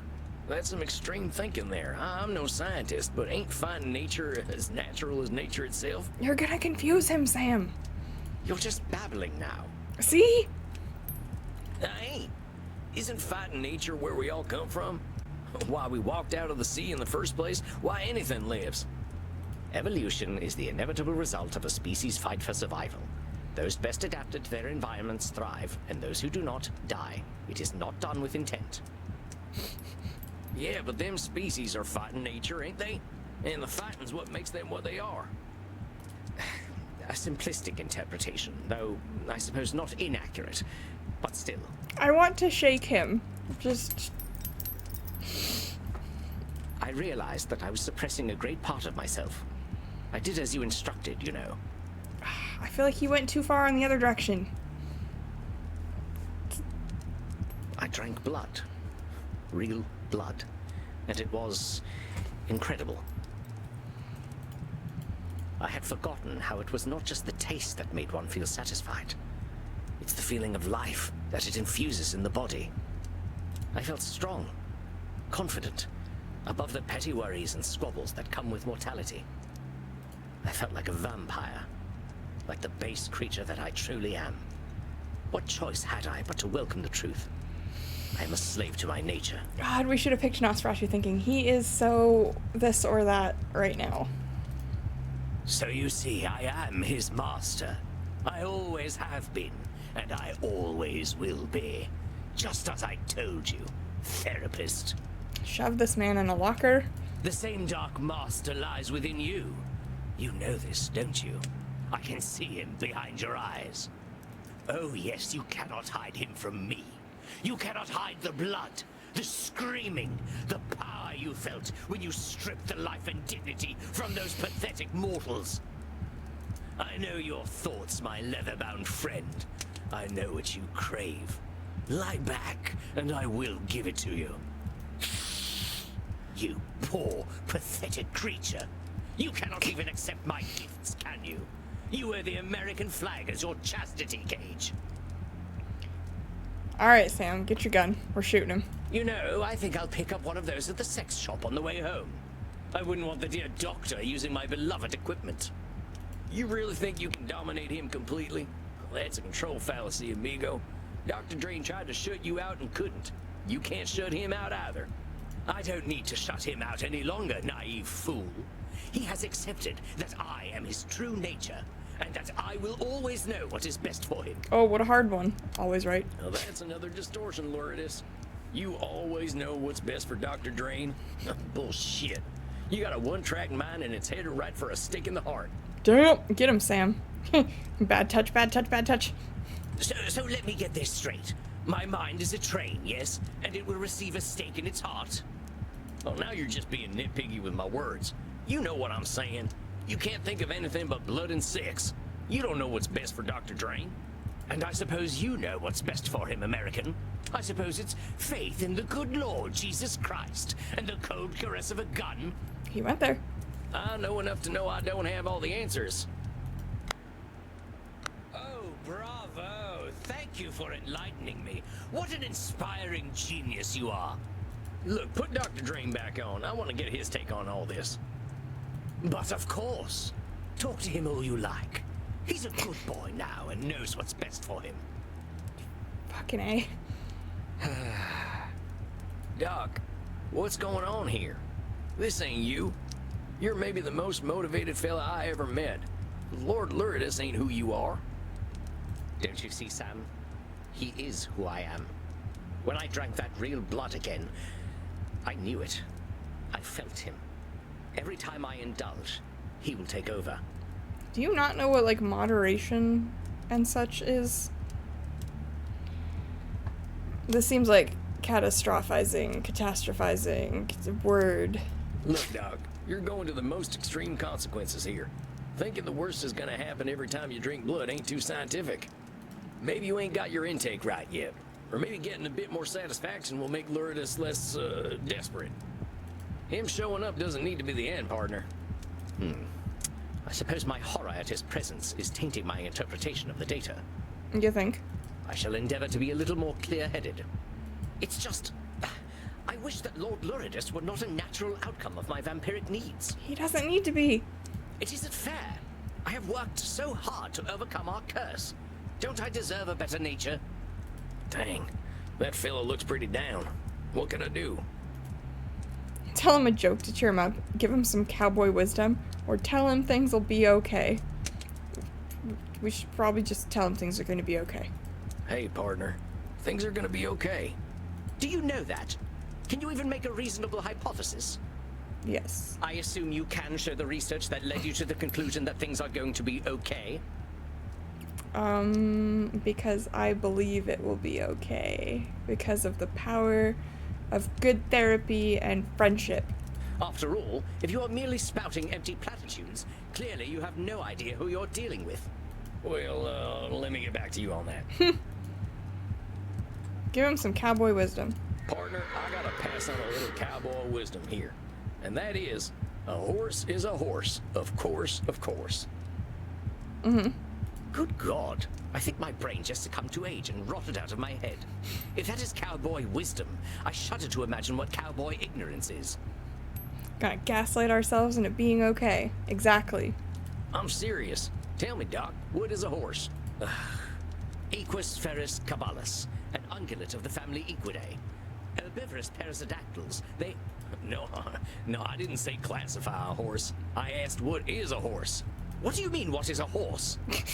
Oh no, we're confusing him. I'm asking just that.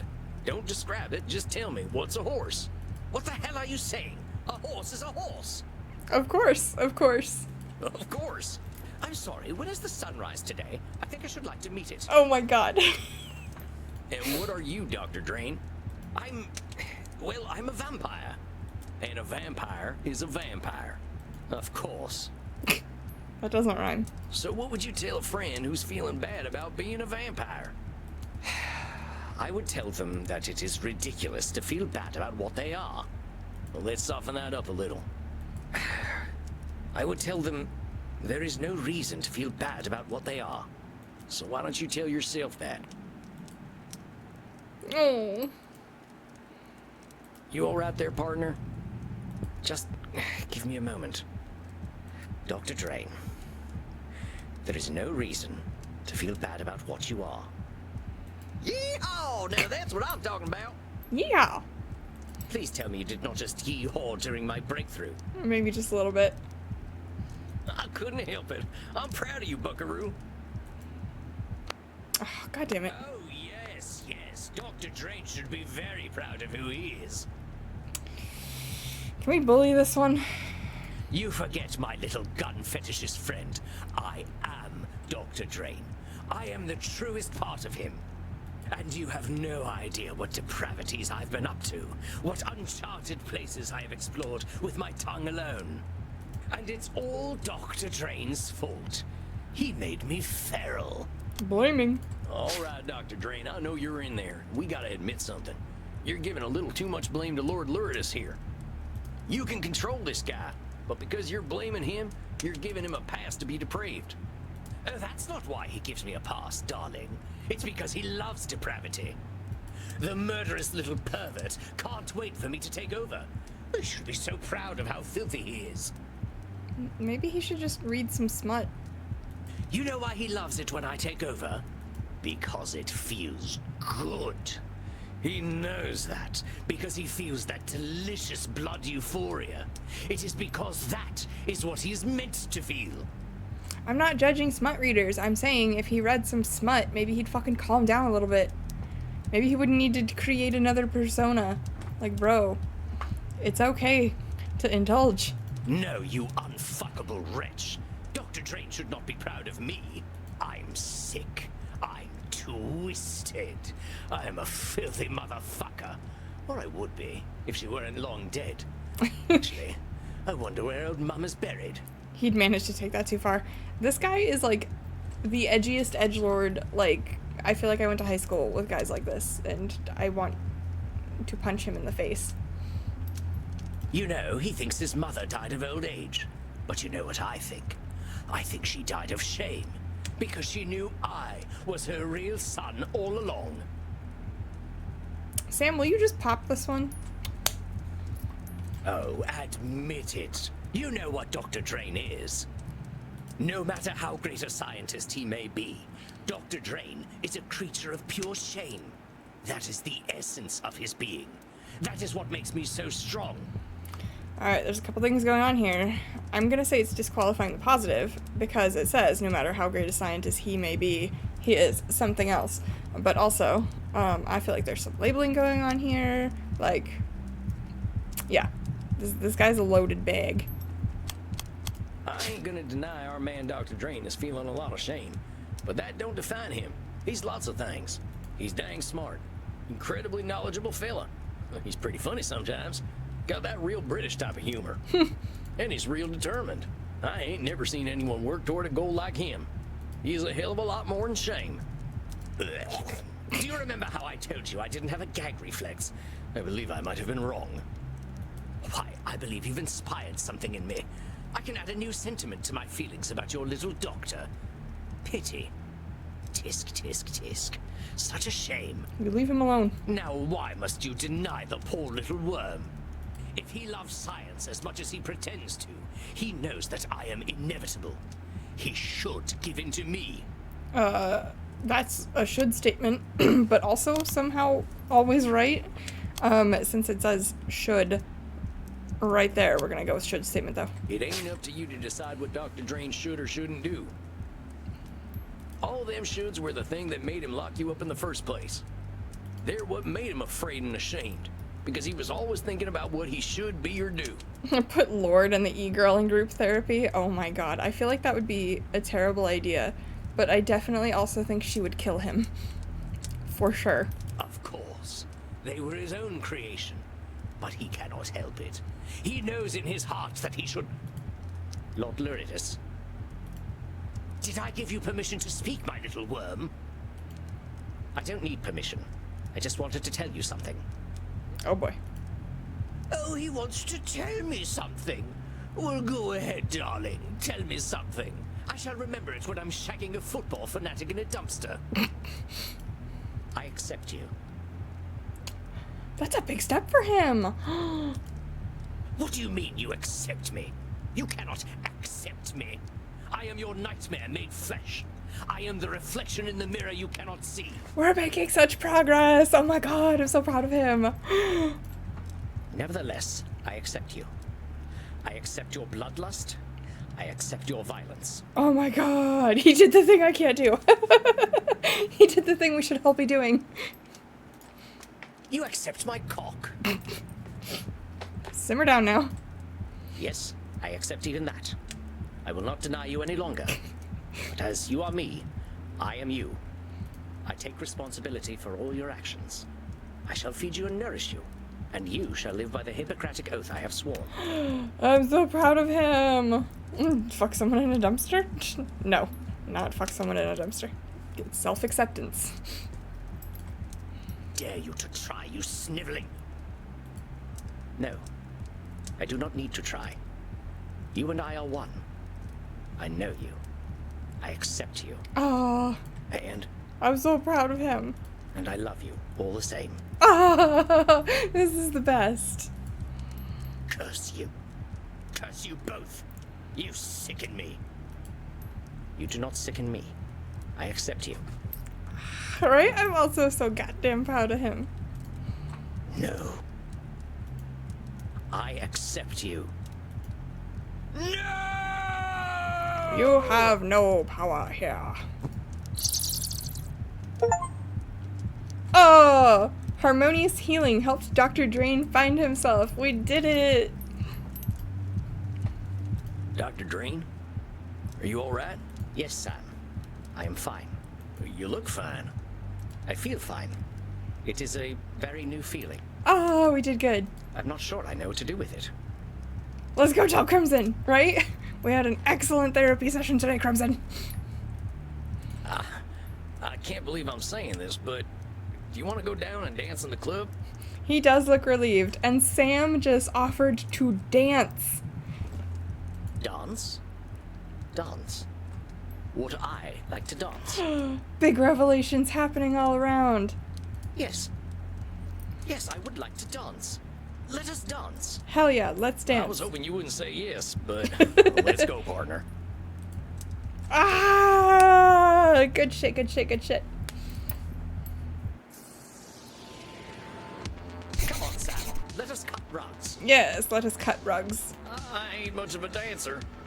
Neither am I, but dancing is what I feel like doing. Where are they? Come out and dance. I guess we're dancing then. Now what the hell am I looking at?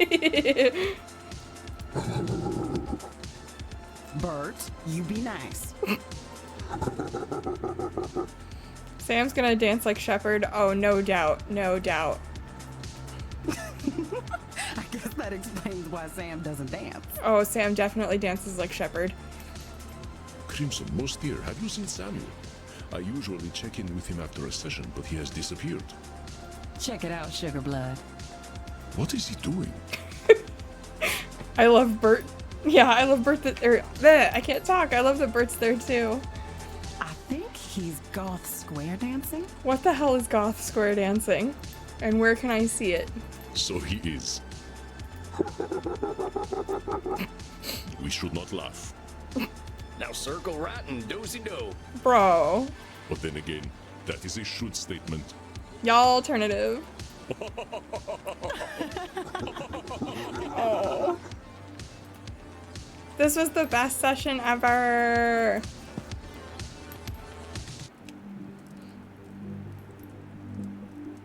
The master therapist once again enters his domain. Good evening, Samuel. That was so good. Oh, come on, Andy. Yeah, high I'm five. just the right cowpoke in the right place at the right time. A cowpoke who has a habit of disqualifying the positive. It is ungracious to deny a compliment, my dear. You are an excellent therapist and an inspiring dancer. All right, you don't gotta go that far, Andromachos. But yeah, we are an excellent therapist. We did. Good soup. Good soup. That was a good soup. We have one more person for today, I believe. And then we'll call it. I feel like maybe next week will end up being like probably our last sessions, huh? And then we can switch over to the couples therapy. But let's see how our old lady's doing. All right. That's enough of that. You are seeing Senora Deste tonight, yes?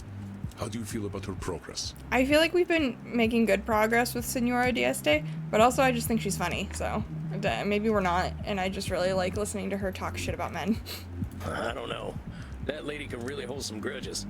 I think she's starting to think about herself a little more, though. Right? She better show up with a painting of a centaur. An ancient grudge is a difficult thing to forget. It can become a part of one's very identity. Vlad Tepes only became Dracula because he was obsessed with the Turks, remember? Yeah, I don't think the Senora's that far gone. Do you feel you are prepared for whatever distortions she might bring today? I feel like we were making good progress, but I'm not sure what distortions we Let me should think pick. about that.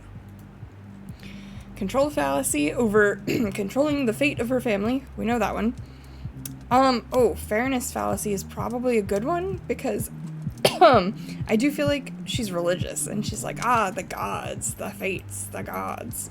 So let's do fairness fallacy. Now she's a rock star on a centaur. Hell yeah. Where'd she get a centaur? I fucking love that song. Let's see. This is hard. What other ones should we pick for her? Because we have control fallacy and fairness fallacy, and I feel like those are big ones for her. I do feel like she always needs to be right. And I feel like she overgeneralizes a lot. But we need one more.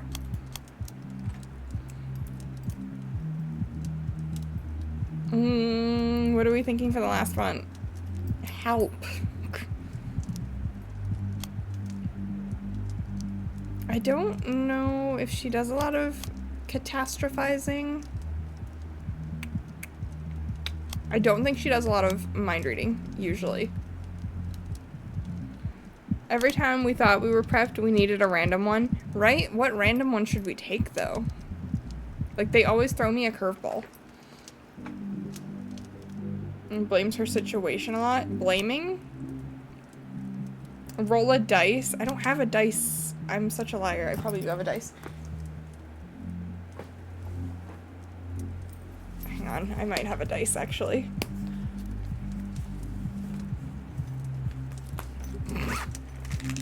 I have a dice. How many? We have 2, 4, 6, 8, 9. We have 9.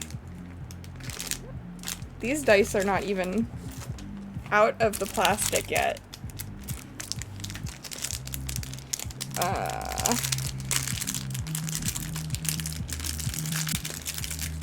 Oh god. I'm gonna like lose these dice everywhere too. We got 4. Which one should be 4? Should we go 1, 2, 3, 4? Or 1, 2, 3? Like, we got 4. I did roll a d10, yes. Which one are we counting as the 4th one, though? Are we going, like, top to bottom, or, like, 1, 2, 3, 4? Personalization? That's the 4th one? Alright. Let's go. Alright, filled my chamber. I'm ready to go. Ugh. I don't remember people being like this about crossbows. Well, you can take the cowboy out of the West, but you can't take the West out of the cowboy. And the American out of the America, but not the America out of the American. So it would seem. Well, good luck tonight, Samuel. I will leave you to it. These are actually my Dragon Age dice. Alright, deep breath, Sammy boy. Here she comes. Bonanati, Senora. Bonanati. What? It's Italian. I thought I'd learn how to say hello to you properly. Bonanati. No, I cannot repeat it. Oh, she's already disgusted. I appreciate your attempt to speak in my language, but please do not attempt to do so again. Good evening. We'll do fine. Oh my god, I love her. Good evening, Senora. I apologize. I am feeling delicate tonight. Well, did she bring us a picture of a centaur? What's going on, Senora? The realization that I am merely a repulsive, angry old woman becomes disappointingly clear. It weighs upon me in more than one way. God damn it, that would have been labeling. This can't be coming from nowhere, Senora. What's the deal? Last time we were talking, you seemed to be feeling pretty good. This makes me sad because she was the one I said was like Grandma Runt. Oh, I'm sorry. I understand if you need to step out. That would be very understandable. You want to know why I am disgusted with myself? Here, look. Whoa. Wow! She drew a beautiful centaur man. I know. It is terrible. Girl, that is gorgeous. I wouldn't say that at all, Senora. In fact, I think it's beautiful. I can tell you put a lot of love into this thing. It is an entirely juvenile effort. There is nothing redeemable about this rubbish. Girl, what? Believe me, Senora, I know horses. You're a heck of an artist. Then why do I feel nothing but shame when I look upon it? If I feel nothing but disgust, then it is disgusting. Wrong. Incorrect. Don't judge your art based on how you alone feel. Feelings ain't reality. Someone else is always going to have another opinion. This is art. Is this a joke to you? Literally. You are indeed correct. But no one will see this insult to Chiron. Now, what No, did you she do ripped that for, it. Senora? I did what one should do with garbage. It is better that the world never see such horrors. Why would she do that? If you want to see real horror, ask me to draw anything other than my gun. Mm. I mean, what are you really looking for here, Senora? You looking to bring this fella to life with your brush? You think if you don't produce something completely perfect, it's garbage? Yes. I apply the same standards to myself as I do to everyone else. Damn. Leonardo da Vinci once painted an illustration of my city of Mantua for me. It was beautiful. Leonardo had a mastery over art that modern mortals will never understand. But it was full of imperfections. The shape of one of the windows was wrong. The clouds looked slightly unnatural.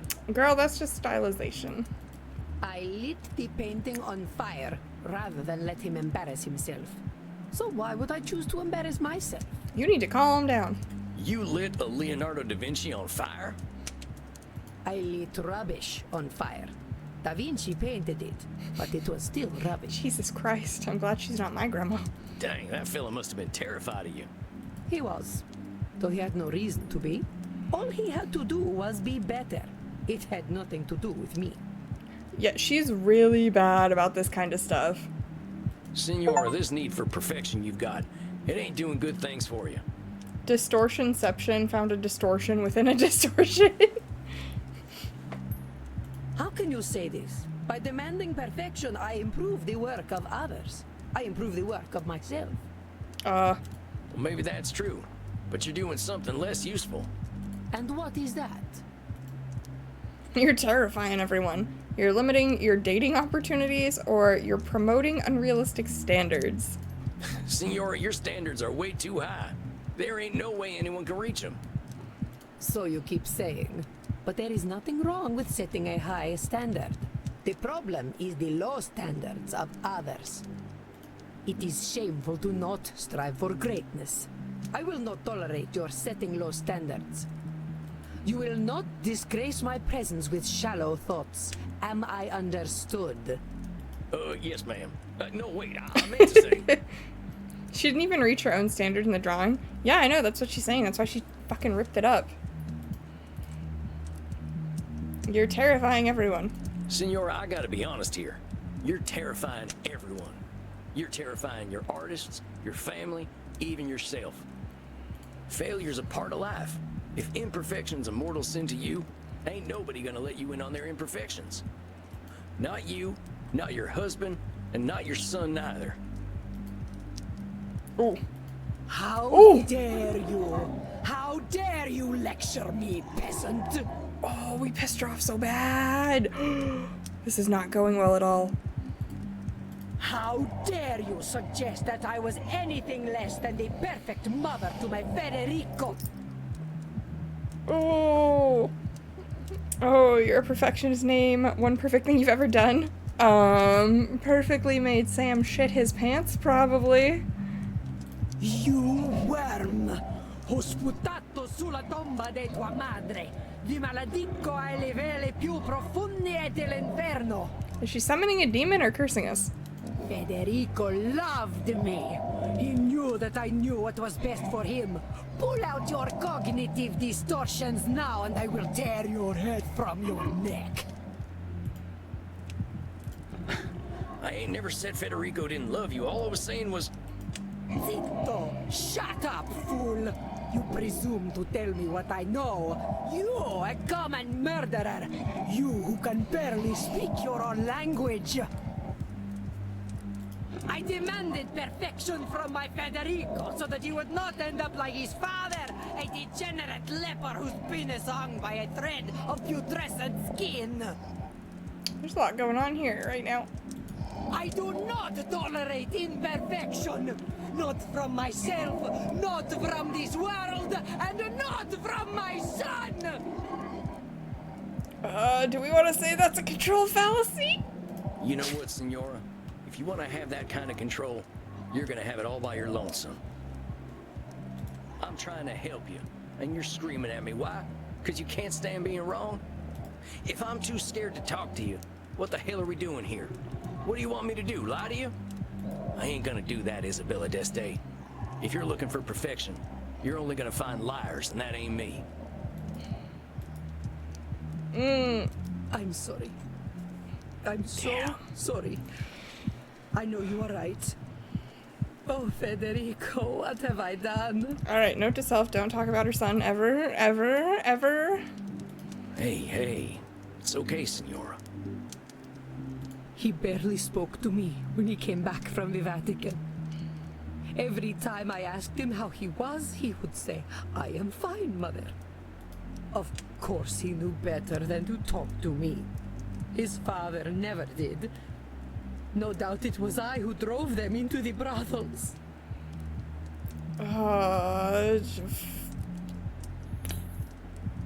Fuck.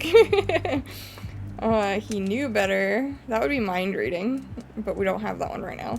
His father never did. No doubt it was I who drove them into brothels. Personalization? I think that's simplifying things a little, Senora.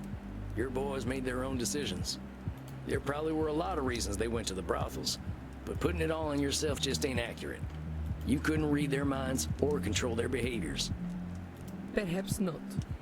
But I am certain their whores did not criticize them as I did. The dice worked. Thank you, dice. I was only trying to make them demand better of themselves. Why did the world punish me for this? This seems like maybe a fairness fallacy. Senora, you weren't being punished. The world doesn't give out rewards and punishments on its own, no matter what we're intending. And it definitely ain't singling you out. Of course. The world does not care for Isabella Oh my God. D'Este. Good intentions count for nothing. Now come on. Senora, you're going to extremes again. Good intentions can be their own reward. Oh, Sam, you are a simpleton. A wonderful, kind, wise simpleton. This lady, Thanks, I guess. she really is feeling delicate today, isn't she? I read my Wikipedia page, you know. It was full of lies and slander. No doubt this is how history remembers me, with slander I have earned. We need to take Wikipedia away from vampires.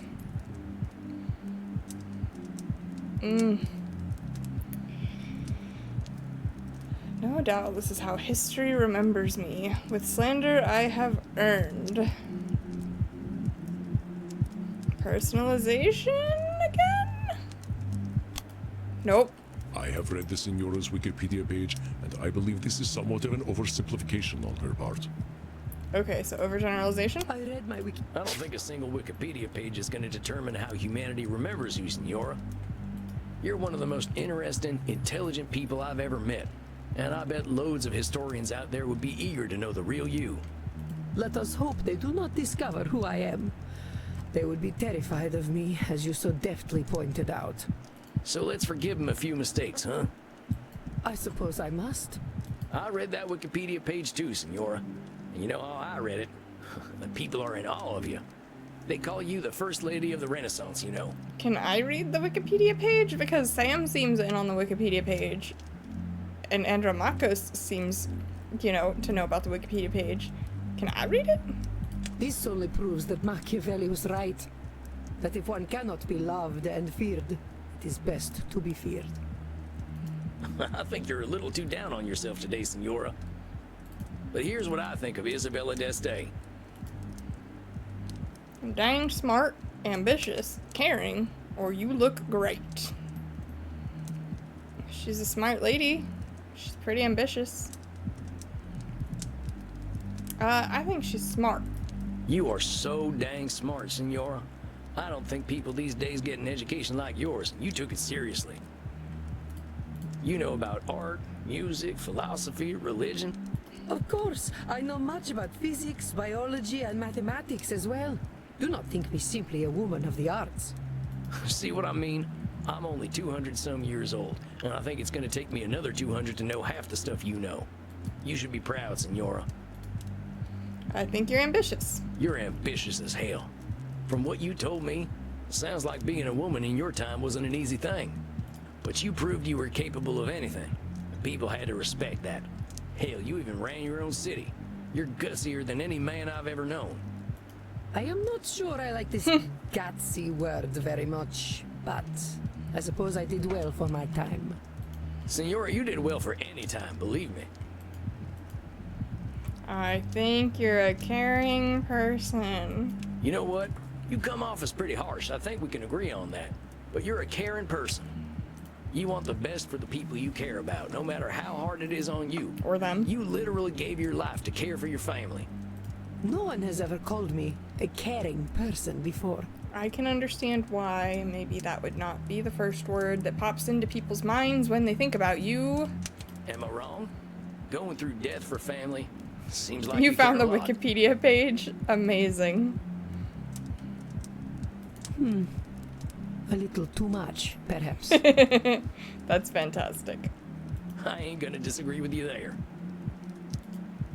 I think you look great. Pardon me for saying so, but I see why people were falling over themselves to paint you.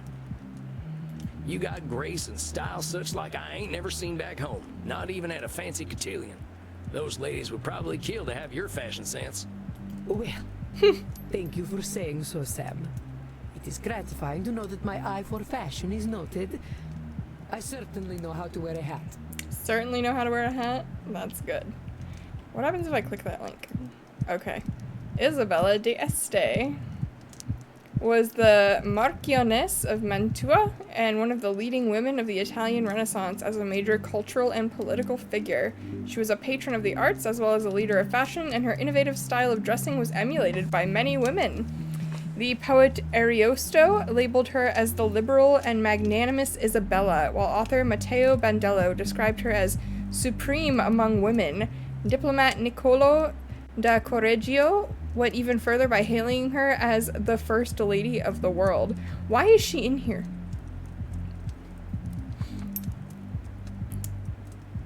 Like, damn, girl. Fuck. She served as the regent of Mantua during the absence of her husband Francesco II Gonzaga, and during the minority of her son Federico. She was a prolific letter writer and maintained a lifelong correspondence with her sister-in-law, Elisabetta Gonzaga. Isabella grew up in a cultured family in the city-state of Ferrara. She received a fine classical education and met many famous humanists, scholars, and artists. Due to the vast amount of extant correspondence between Isabella and her family and friends, her life is extremely well documented. Damn. Yeah, because it's lonely at the top. I'd know. Well, that thing looks great on you. I doubt I could wear it half as well. That is certainly true. You have been so kind to me. Kinder than I have been to you. Flattery will get you everywhere. Give Isabella a reason to smile. Aww. You deserve kindness. And you deserve to give yourself some kindness, too. No one has ever spoken to me the way you do. I suppose I never allowed them to. Probably true. Sam, I know I am old. I know I am difficult. But would you ever consider a woman such as I? No, not allowed. Not allowed, ma'am. Senora, I'm here to help you on your personal journey. Let's not complicate that. Of course. I am just being foolish. I am so used to people being afraid of me that, of course, I fall for the first person who Oh is no. Not good. Senora, I think if you can learn to give people a little room, they're gonna adore you. What if they see me as weak if I am gentle? What if my bearing was the thing that earned me respect? I don't think that's it. I do not wish to be discarded and ignored like so many women of my time. I'm not saying you gotta be meek, Senora. I reckon that ain't in your nature. I'm just saying to start with compassion. People are doing their best out there. They deserve your understanding when they ain't perfect. Same goes for you. Don't go ripping up your art because it ain't perfect. Nobody's expecting that from you or anyone, not even Da Vinci. Yes, I suppose I must resign to the truth. I am powerless before inevitable imperfection. I suppose the Calvinists were right. I suppose I must resign to the truth. I am powerless before inevitable imperfection. That kind of seems like a control fallacy. Now don't go running in the opposite direction, Senora. That ambition comes from you. Not everyone's got it. So, keep striving to be better. Just give yourself a little compassion when you don't meet those super high standards you got. And there ain't nothing wrong with holding other people to a high standard neither. We ain't gonna be gods, but it's good to have ideals. I believe you are wiser than I, Sam Walls. It is most humbling. I am shooketh to hear her say that. A slow horse who can still get his carrots is quicker than the ones who run past him. And then you say something like that, and I am no longer quite so humble. Damn it, Sam. And don't be humbled by me, Senora. I'm a simple man, just a more honest one these days. Look, let's remember what brought you in here in the first place. You saw that Space Wars movie and all its problems, right? I want to give you a challenge. I want you to find a piece of art to like. Anything. A painting, some music, a movie, heck, even a video game. And you enjoy that thing for what it is, not hate it for what it isn't. That sounds like it's gonna be real hard for her. Video games are not art. Ma'am. Do you know that, Senora? I bet there's lots of video games with redeeming value. One of my clients plays a whole bunch of them. Games are art. Hell yeah. I do not think they are for me. Well, fair enough. Just find something, and we can talk about it next time. You can use the internet. I hear it's full of lists of things people like. You fight me! I will fight you over this one, lady. You are art in a video game. Very well. I will do this then. Sam, thank you for being so kind to me. Well, I'll thank you to join me in being kind to you, okay, Senora? I'll see you in a few weeks. Yes. Well then. Goodbye, Sam. Until we meet again. Adios, Senora. Alright, other than her, like, massively exploding on us there for a second, I think this one went pretty well. Well, well. A confession of love from the First Lady of the Renaissance. Andromachos, don't make it a thing. Oh, shucks, she ain't in love with me. I know, I am teasing. But I am impressed, Samuel. You warmed her dead heart. Progress! Makes me feel good, too. I think the only one we're struggling with, for the most part, is Edmund. But we kind of had a feeling he was going to be a problem child from the start, I think. It was touch and go there for a bit. I thought she really was gonna rip my head off. But you were not afraid, as she said. They make strong men in the American West. Tough living will do that to you, sure enough. Then let us relax. I hear you were dancing the other night. Oh, you heard? Didn't see? Oh, nuts. Do not be embarrassed, Samuel. But let us go downstairs. The night is still young and there's much to celebrate. All right, Andy. I think I'm game for a little R&R. Hell yeah.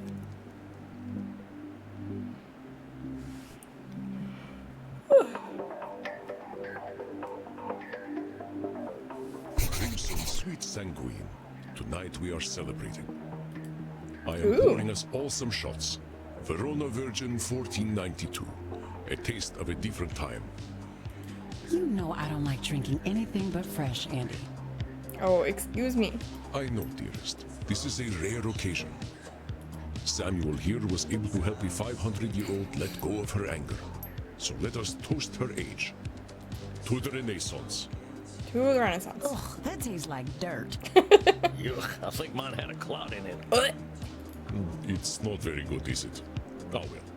Then let us instead toast leaving the past where it belongs. I think I've had my fill of the past tonight already. I've got a better idea. Is that so? Of course, my dearest. I am delighted for you to share yourself. I'd like a little privacy.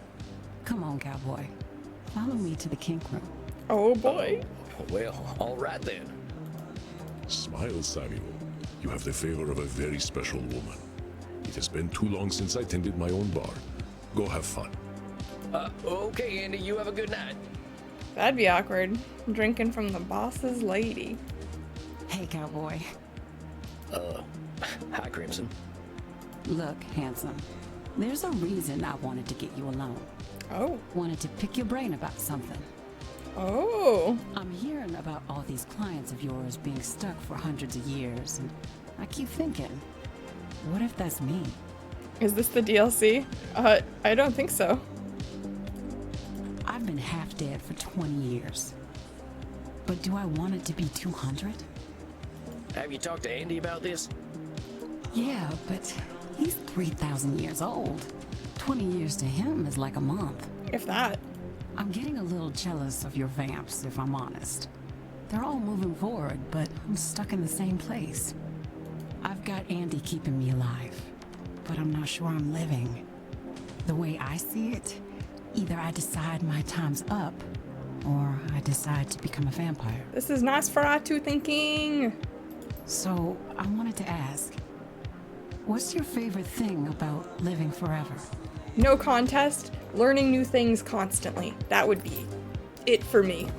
The best part. Talk about time, talk about new perspectives, or talk about freedom. I guess, given my answer, the closest thing would be new perspectives, learning new things, learning to see things from a different view. I like the night. Mortals are so tied to the sun, they miss out on a whole nother world. That's not what I was thinking, but cool. The night ain't so hectic. We ain't getting messages at all hours because everyone else is asleep. Not the perspective that I was considering. We got time for reading, for art, whatever we like, really. That's more like it. Crimson, in the end, this is your decision. And you gotta decide for your own reasons. I'd forget them constantly as I learned them. I think I would have to learn, like, things I do with my hands. I would have to learn, like, trades and, like, arts and crafts, not facts, because I, too, would immediately erase all of that from my brain.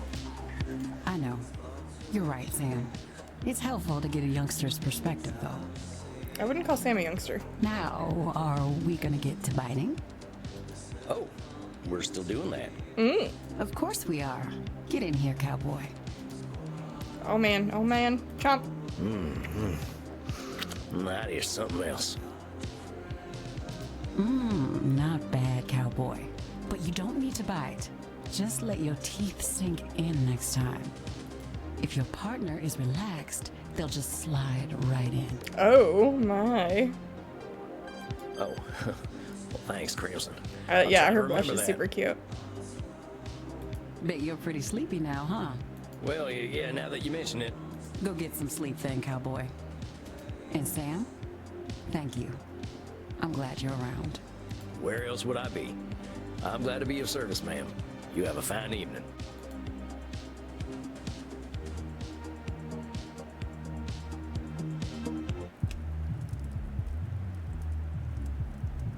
Samuel, good evening. How is my ever-impressive protege tonight? Looking forward to a night off, boss. I haven't heard from Eddie, so I was thinking about a nice hot bath. Damn. Alright, I think this is a good stopping point. I have a feeling we're getting close to the end. I don't know exactly how long the game is, but I feel like we're getting there. So yeah, we will pick up next week where we are leaving off, potentially with Eddie. I genuinely have a feeling that after, like, this screen, he's gonna show up crying, devastated about his performance. I could be wrong, but we'll have to wait till next week to find out. So, thank you all so much for stopping by. I appreciate having you here, and I will see you in the next one. Have a good rest of your day. Bye!